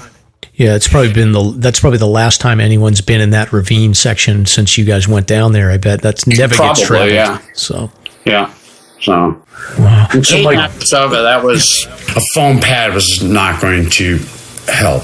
Yeah, I get that. It's just the conditions were just so totally off the hook. That whole period of time, those few days, with the winds and the cold. I mean, people weren't going to the grocery store because it was too cold. Yeah. And you are involved in search and rescue, so you do help in some of those situations. Can you talk, and you don't have to get into any details, but can you talk sort of about your search and rescue background and how long you've been involved in that? I was asked last week we had an annual meeting, I think it was last week, I was asked how long I was in search and rescue, and somebody said 11 years. Because I didn't know. Wow. I'm somebody who knows and keeps track, and I think they were in it for 12 years, so they're a year more than me. But, I was part of that recovery with Kate, and there's been a few episodes out there. Yeah. Do you get like a sixth sense on when you know the rescue's going to come? No, not at all. No, you don't know. No, we have no idea when that phone is going to ring, and other than probably a weekend, probably in the summertime. That's when most of the calls come in. Yeah. But we do have a sense for how things are going to play out. Sometimes, in that particular situation, I think we all kind of knew what we were getting into, what we were going to expect, because we just couldn't. The concept of survivability was completely foreign. Yeah. I think everybody knew that weekend was not the weekend to be out. Yeah. Thoughts on newbies getting into hiking? What's some basic advice that you tell people if they don't have any experience, like, basic gear and info for people? Just go out and Google and, find some basic. There's a ton of information out there to kind of point people in the right direction. They have to understand that they don't know what they don't know. That there's things out there that might be obvious to somebody that they are completely missing. They have to understand that there are things like that. So to seek to spend an afternoon with a guide and just, when you're starting out and to get filled in on some of the details is great. I mean, it's money well spent. And a lot of people have done this as they've progressed. They continue to hire us because they're upping their game. They're going for something else, and they need a new level of training. Yeah, and then as far as places to hike, our standard sort of advice to people, okay, if you want to do a 4,000 footer, start with Mount Pierce and work your way up. Do you have any sort of sage advice that's different from that, or is that pretty standard? No, and Pierce is usually the one we recommend. We do have an article on our blog about hiking the 4,000 footers in New Hampshire, in which case we do offer some information on ones to start with and ones to end with, and the rest of the stuff's just in the middle. Got it. I think some of the lists are really cool. So one key bit of advice I have offered to new hikers is keep track. You don't know it now, but you may want this information later when you decide that you're going to hike all of the trails described in the White Mountain Guidebook or something. So keep track of what you hike and just try to think in that way. So I think the lists are all great things. The 48, the 52 with the view, the terrifying 25. My advice if you do the terrifying 25 is do all of them.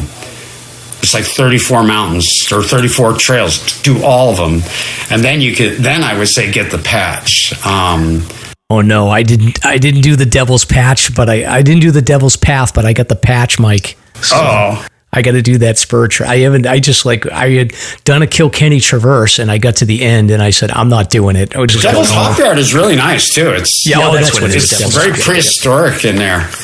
Yeah. Yeah, it's very prehistoric. When you get to the end of the trail, it says end of trail. One of the best things I've ever done was the long trail. Okay. You liked it. It wasn't too much. It was 21 days of no adulting. Everything I needed, I carried on my back. I thought about eating, sleeping, pooping, doing it all over again. That was really quite the experience. I would recommend anybody, all your listeners, if you want to do something really cool, do something like the long trail. Do something epic like that. If you have to plan it well, otherwise, then you're fighting for your life. But if you plan it well and you send food ahead of time and just think things through, it's so much fun. All right, that's on my list for sure. What about places for experienced hikers? We get a lot of people that are pretty seasoned hikers. Where do you suggest they go to avoid the crowds and to go to places that they may not think of? Do something like Redline or Trace the Trails. Okay.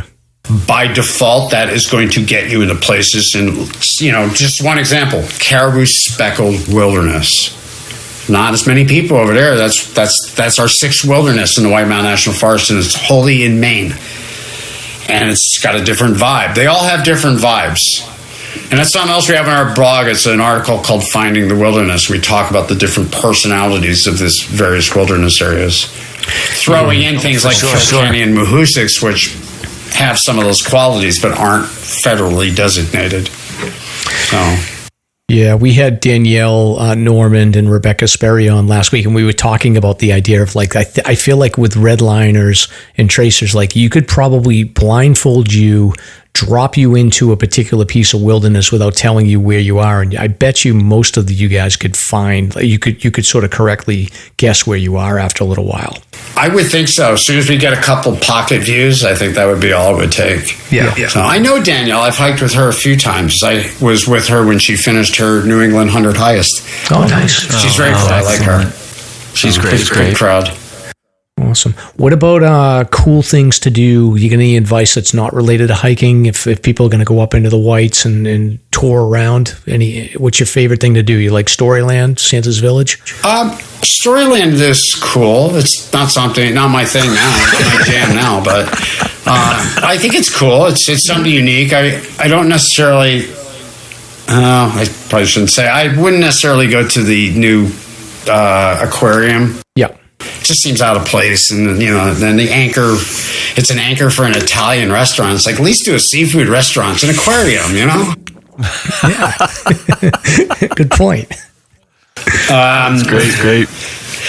One of the things that I've done here that I never see anybody doing that almost has marketing ability, it would be a real pain in the butt for someone to do it, but one of these companies that sells the tubes could probably get it done. And that's to get a bunch of wetsuits. You got to get like a full-on wetsuit, but to float the Sacco mask and snorkeling. Ooh, that's a good idea. I think that would be a lot of fun.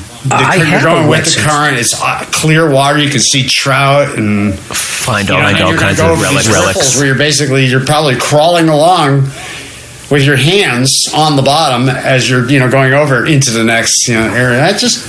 That could have some potential.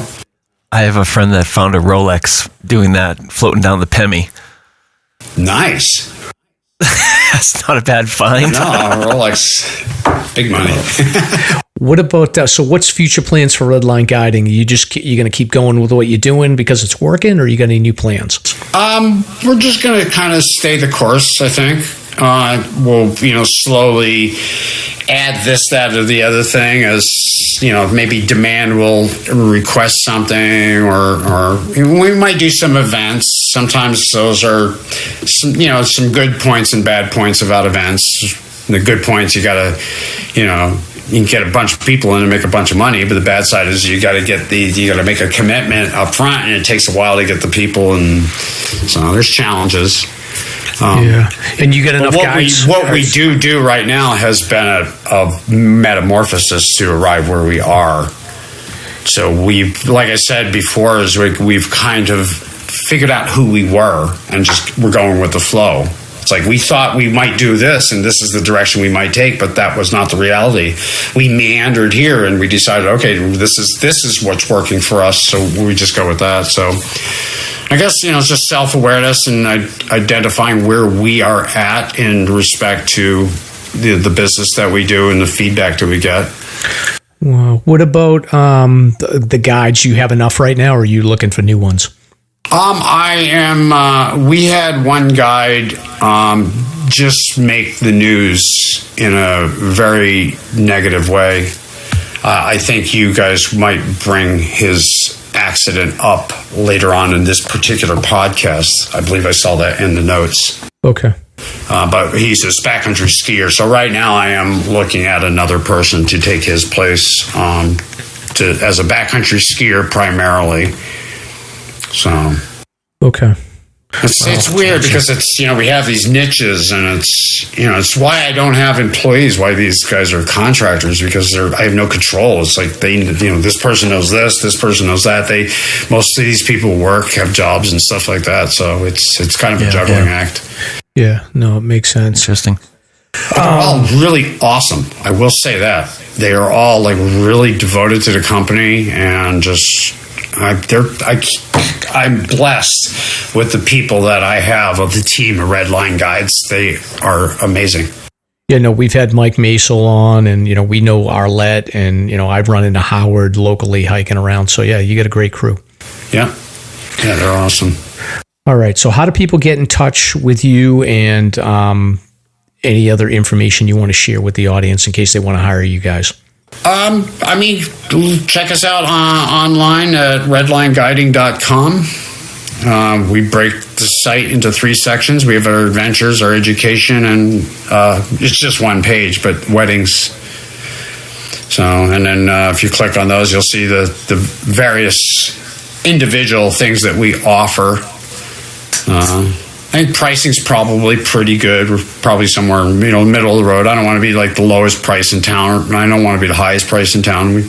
I want to treat my people fairly, and of course we have to pay the Forest Service to work on public lands and stuff.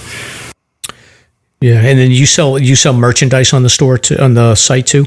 Yeah, a little bit. It's never been a driving force for me. We have buffs, a couple trucker caps. We used to have some T-shirts. When people sign up for us, we give them stickers and stuff. Just yeah. I see the trucker hats around more often than you'd believe. Actually, I see them around quite a bit. Yeah. People love them. It's not my particular thing. I'm more of a, as you guys probably know, I wear buffs. Yes. So, are you speaking of the buffs? Like, are you a big Survivor fan? Would you ever apply to go on Survivor? I feel like that would be right in your zone. No. Oh, you'd kill it. You'd kill it, Mike. People think that I'm very public and very gregarious, and I'm actually quite the opposite. So I wouldn't want to be on TV or anything like that. This is fun, though, and I love you guys. Oh, that's nice. Thank you.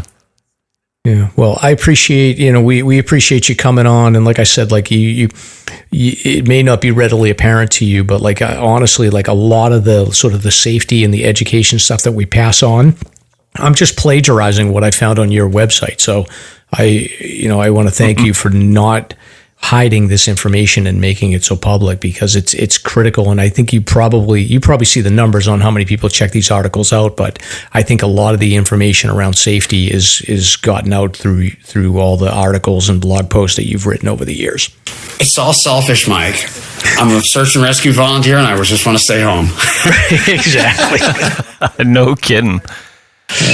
All right, Stomp. Anything else? I do. I have two quick questions, Mike. First one involves setting expectations for your guests in regards to the inevitable turnaround that can happen.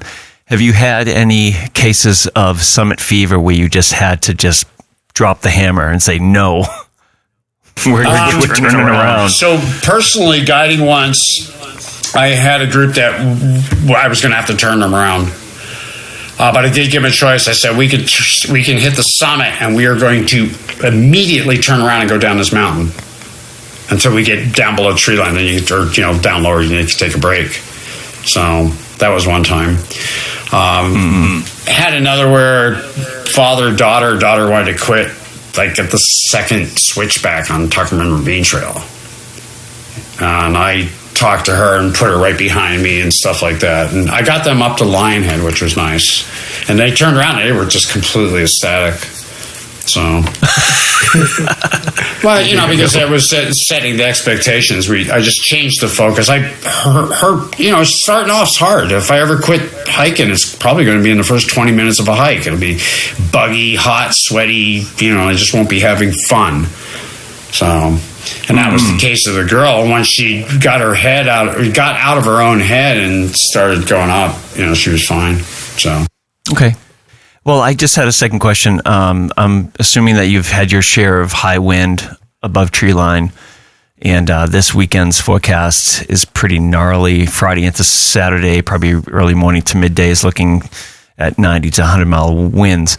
What are your suggestions or advice for folks that are contemplating going into that, or what they could be experiencing if they do? So if the wind is to their back when they're going up, they need to turn around a lot and try to get a sense for what it's going to be like when they come back down, to make sure they come back down.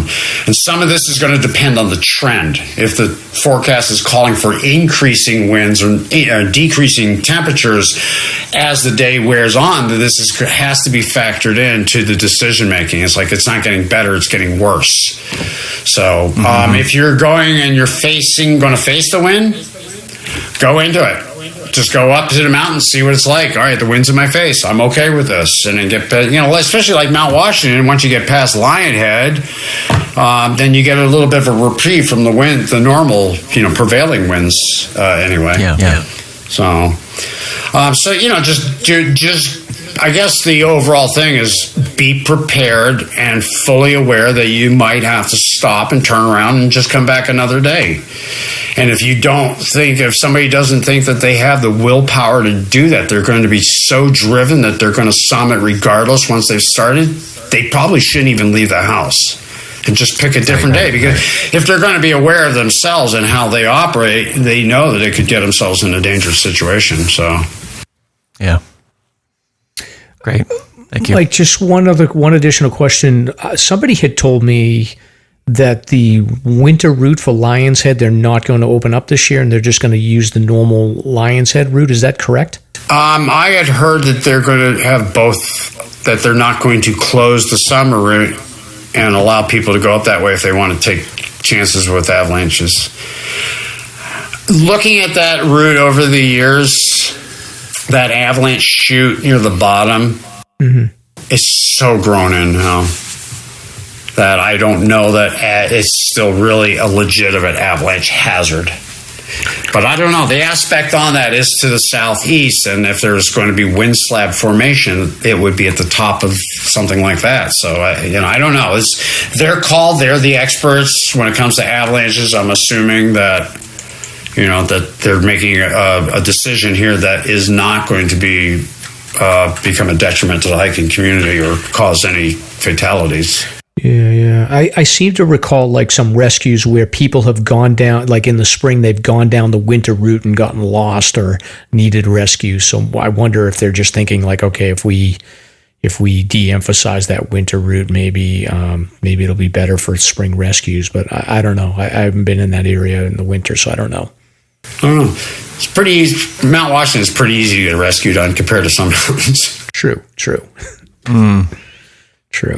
All right, Mike. Well, we've learned a lot here, and we appreciate all the work and everything you give back to the community, and we'll make sure that we plug all your information so that listeners can check out the website, and we'll definitely encourage people to get those wedding the gift certificates, renewals. And then if they're getting married, that we'll have them call you. Sounds good. Thanks for having me, guys. I really appreciate it. Yeah. And if you want to stick around with the search and rescue news, you can. If you want to drop off, that's fine too. I know you got stuff to do. I will actually stick around and listen to you guys. Okay. All right, cool. Excellent.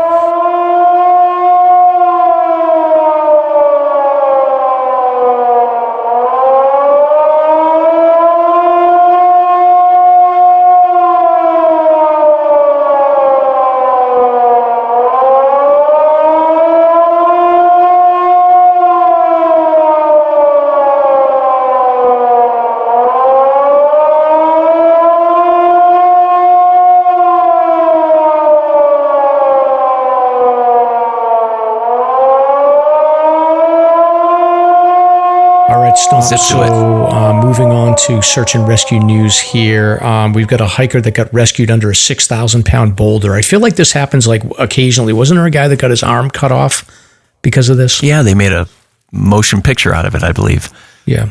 So would you wait for a rescue, or would you cut your arm off first? How long would you wait under a 6,000-pound boulder before you just cut your arm off and took off? I have no idea. That's a good question. I think I would probably give it maybe max 12 hours. Yeah. I don't know. I mean, nobody was looking for that person in that movie. But I'd give it anyway 8 hours. Then I would find like a dull rock and cut my arm off and get out of there.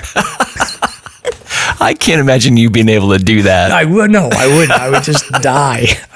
So forget it. So, oh boy. All right. So this is in California. A hiker was rescued after getting stuck under a 6,000-pound boulder. I feel like as far as boulders go, like that's not that heavy. I mean, it's heavy, but that's not like Glen Boulder. That's like not even close.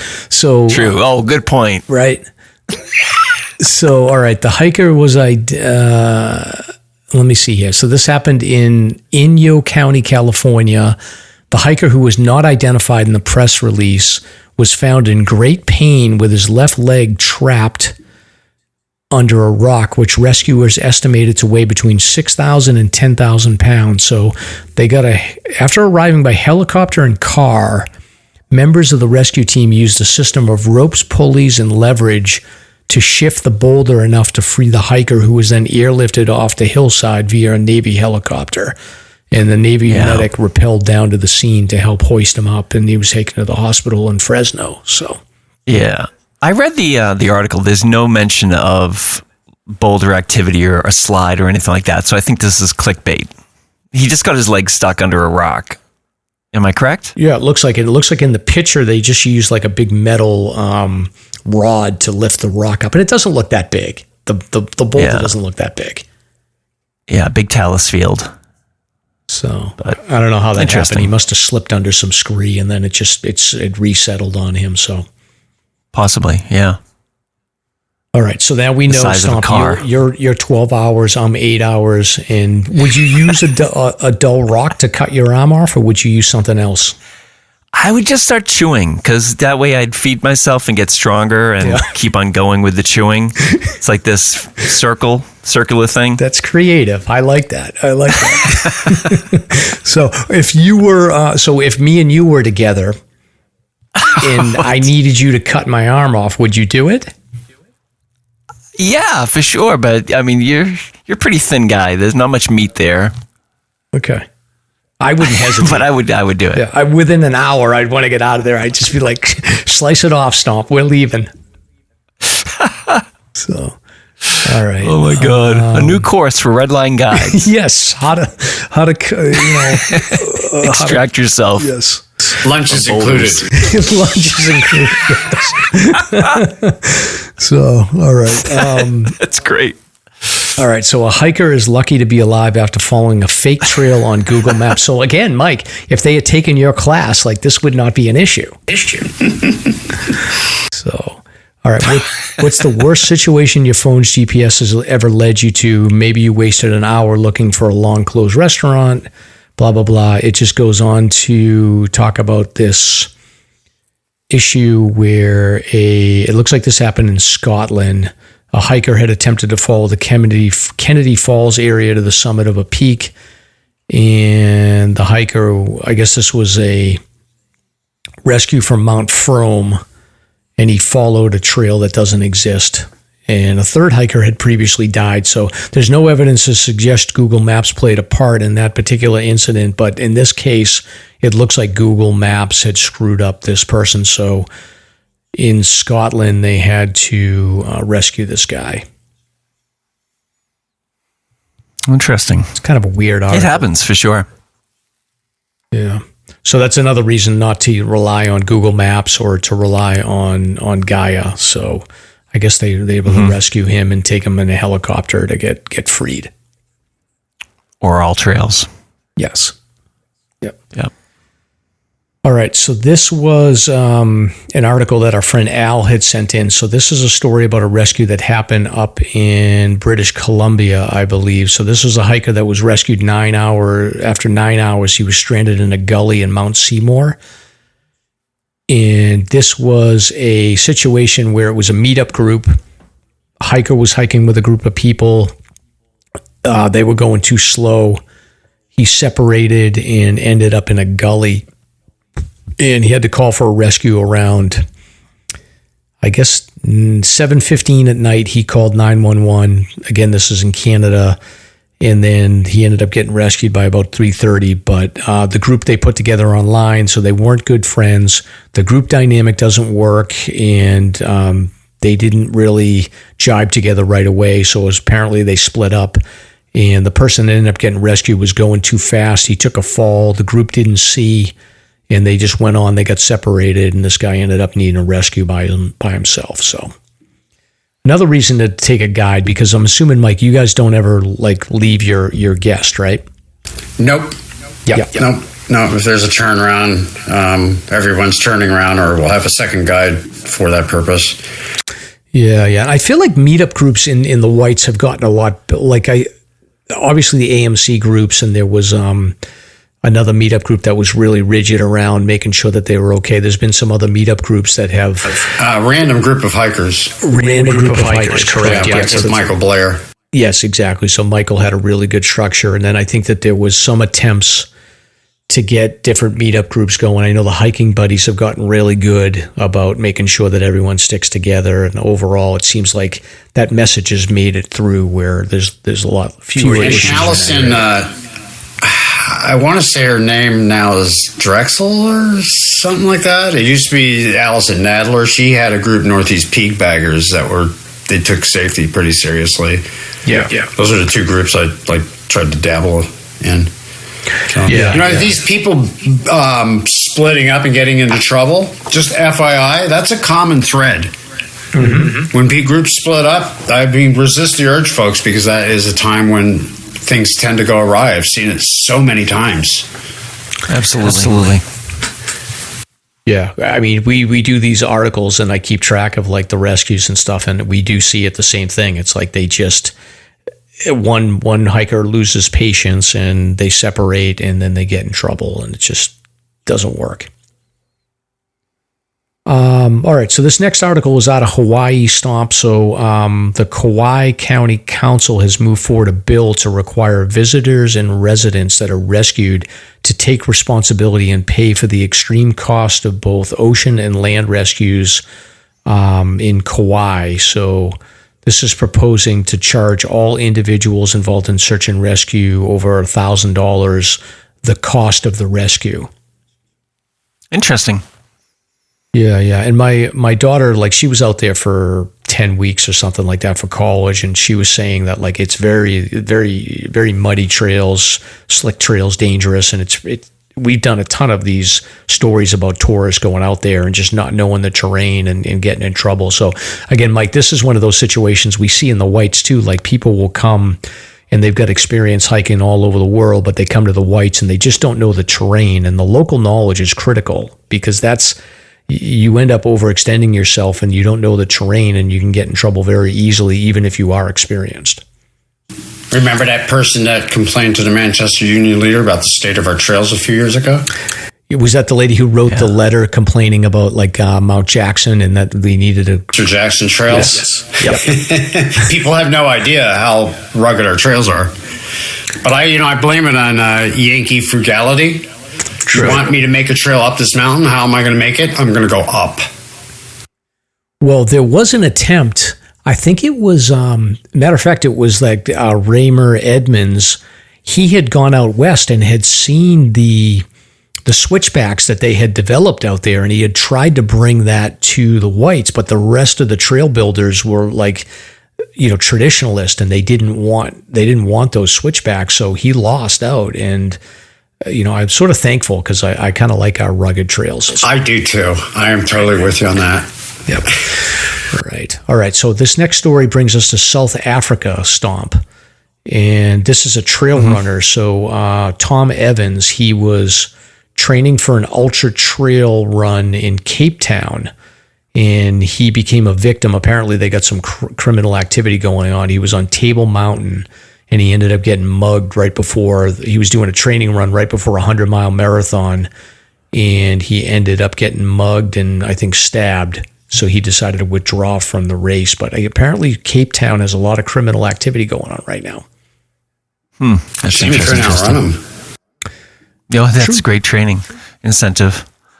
True. So apparently he was just running the local road, and then he got attacked. So we don't have to deal with that in New Hampshire, thankfully. Yeah, for sure. Can I backtrack for 2 seconds? Yeah. About that Hawaii story? Yes.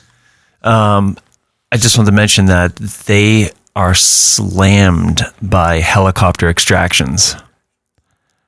That's a huge part of the reason behind this bill. And I remember Caroline talking about that as well. Search and rescue being heavily dependent upon helicopters versus foot travel. Just wanted to add that. Yeah. She said that there's so many helicopters out there, and that's sort of the go-to option, because it's so difficult to get into some of the mountains there, and they just prefer to do the helicopter rescues when they can. Yeah.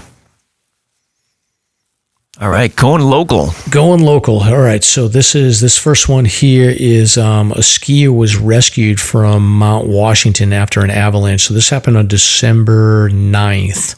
So a New Hampshire man suffered a life-threatening lower leg injury after triggering an avalanche while skiing in the Great Gulf. So 30-year-old man from Bow, New Hampshire was skiing down Airplane Gully with a friend when the incident happened. So I guess the friend and another unrelated skier skied over to assist this person after he triggered an avalanche and sustained the lower leg injury. So the two other skiers gave aid to the victim. They called 911, and this triggered a rescue process. So it worked its way through to the Forest Service snow rangers. It was outside of the snow rangers' direct jurisdiction, so they ended up passing this off to Fish and Game. And the conservation officer who took the call spoke with Forest Service snow rangers, and together they worked out a plan. The snow rangers cover the Cutler River drainage, but they're always willing to assist in any way they can. So I guess they started making calls to get a helicopter in, and the snow rangers started getting like mountain rescue service. So this was, so this is the Great Gulf on Mount Washington. So I guess the helicopter was mobilized, and then Mount Washington Parks and the Auto Road coordinated a group effort to get a snowcat up there to transport the mountain rescue team up the Auto Road to the summit, where they could trek over to the ridge and rescue the skier if the helicopter could not. So I guess both of the skiers that were helping the victim gave aid and did a great job considering the conditions. And then they were waiting for the helicopter to arrive. They were able to shovel out an area on the side slope so that the paramedic and litter would be lowered down there. So it looks like the helicopter crew located the victim, and then they were able to get a medic and a litter down to that location, and they flew off to let the medic do his job. And then eventually it looks like they were able to fly him out of there and get him to Dartmouth Hitchcock. So that's not a great spot to get rescued, but I don't know what the snow situation is on the Great Gulf at this point. I think they've got about 25, 30 inches of snow there, but apparently it holds a lot of snow. Yeah. It's usually one of the last skiable gullies in the Whites in spring. So it collects a lot of snow in there. Yeah. For what it's worth, the skier, they dotted their I's and they crossed their T's, and they put everything into doing this safely, and it's just a reminder to the rest of us that stuff can happen. Yeah, it's the equivalent of like just twisting your ankle or blowing out your knee when you're hiking. Like there's nothing you can do about it. Those things just happen occasionally. Right. Amazing video too that followed. Yeah. Yeah, we'll put that in the show notes so people can check it out. All right, the next rescue we have here is this goes back to November 4th. Stop. We haven't done search and rescue that long. Yeah, shame. Shame. Shame. Shame. Shame. Shame. Shame. Shame. Shame. Shame. Shame. Shame. Wow. So Kearsarge North. So this is a 45-year-old female hiker from Durham, New Hampshire. She was hiking with her husband and a companion. They went up to Kearsarge North. She slipped and fell, injured her ankle, and was unable to bear weight, so they called 911. That's not a bad place to get injured. So she was right. Injured at 5:45 p.m., and then Lakes Region and Androscoggin Search and Rescue assisted with the carryout. So she's about 2.5 miles from the parking lot. So probably, right below the summit at that point, because I think it's 3.1 miles to the summit. So they were able to arrive at the trailhead around 11:25. So not horrible. So maybe 2 hours to get to her, and then 2-3 hours to get her down. Yeah, she would have been up around 2,600 feet or so. Yeah, right. And she had a hike safe card, so kudos to her. And then this next one is on the Desolation Trail. So where is that? That's on the backside of Kerrigan, is that right? Correct. Okay. This is an interesting story.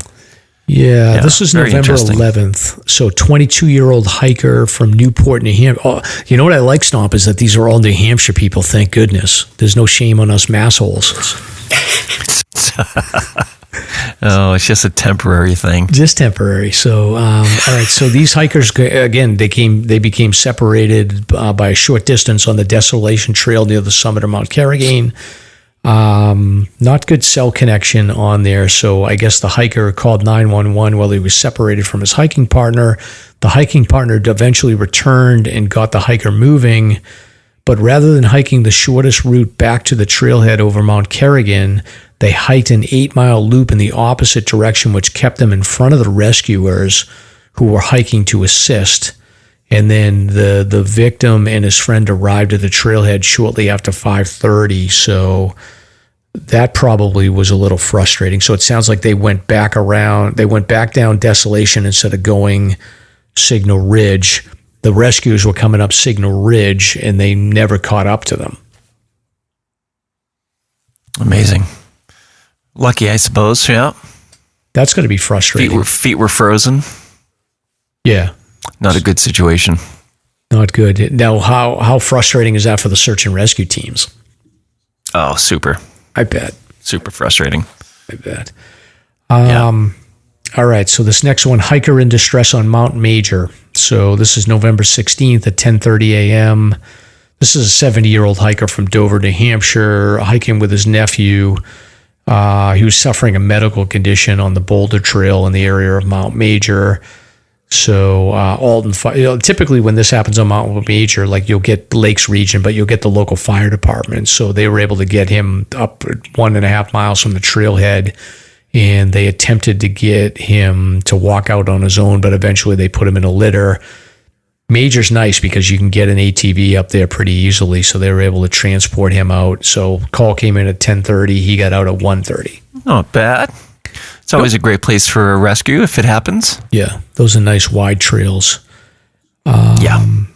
And then we had on November 21st, around 11:15 a.m., Mount Monadnock in Jaffrey on the Marlborough Trail, 70-year-old hiker from Keene, New Hampshire, had collapsed on the Marlborough Trail and was non-responsive, was hiking with a close friend. They immediately called 911 and began CPR until assistance arrived. Unfortunately, the life-saving measures were not successful, and the hiker succumbed to his medical emergency. So, fatality on Mount Monadnock. Okay. So that's going to be tough on the friend, just being there doing CPR and being with his friend when he passes away. Mm-hmm. And this next one is an injured hiker rescued in Nelson, New Hampshire. So this is an 82-year-old hiker from Cambridge, Mass. So, okay, the Massachusetts people are here. Finish the show. Yeah, exactly. We'll finish up there. 4 other hikers when she slipped and fell in wet snow. And I think this is I don't know where Nelson, New Hampshire is, but they were able to get her in a litter and carried her out. Keene Fire Department helped her out. So it's Western New Hampshire. Sure. Southwest. Yep.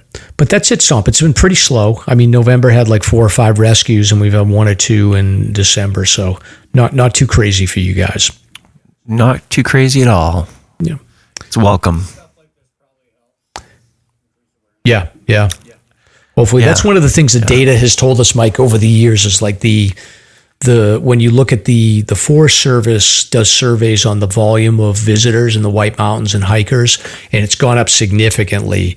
But the search and rescue numbers year over year have stayed pretty flat. So I think given the volume increase in overall hikers versus the volume you see in rescues, even though it hasn't gone down much, it stayed flat, but there's more people out there. So I think that the education and the message is getting out there. And peer pressure from social media. Yeah, right. Nobody wants that guy, Yeah, you must feel that too. Like, there's no way you could ever get injured on a trail and call for a rescue. Like, I will just crawl to a rock and die. That's the same with me. I won't even cut your arm off. Just die. Right? Yeah, just die. It's so true. Yeah. All right. Well, Mike, this was awesome. You did amazing. This is your second podcast, and you killed it. We definitely want to have you back again. Anytime, Mike. We need to follow up with Arlette, so maybe we can get both of you back together or something. Oh, that'd be cool. Yeah.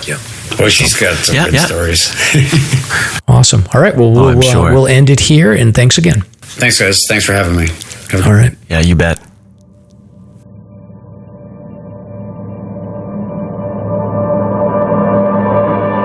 Thank you for listening. If you enjoyed the show, you can subscribe on Apple Podcasts, Spotify, Podbean, YouTube, or wherever you listen to podcasts. If you want to learn more about the topics covered in today's show, please check out the show notes and safety information at SLASRPodcast.com. That's SLASRPodcast.com. You can also follow the show on Facebook and Instagram. We hope you'll join us next week for another great show. Until then, on behalf of Mike and Stomp, get out there and crush some mega peaks. Now covered in scratches, blisters, and bug bites, Chris Staff wanted to complete his most challenging day hike ever. Fish and Game officers say the hiker from Florida activated an emergency beacon yesterday morning. He was hiking along the Appalachian Trail when the weather started to get worse. Officials say the snow was piled up to 3 feet in some spots, and there was a wind chill of -1 degree. And there's 3 words to describe this race. Do we all know what they are? Only one hell! Lieutenant James Nealon, New Hampshire Fish and Game. Lieutenant, thanks for being with us today. Thanks for having me.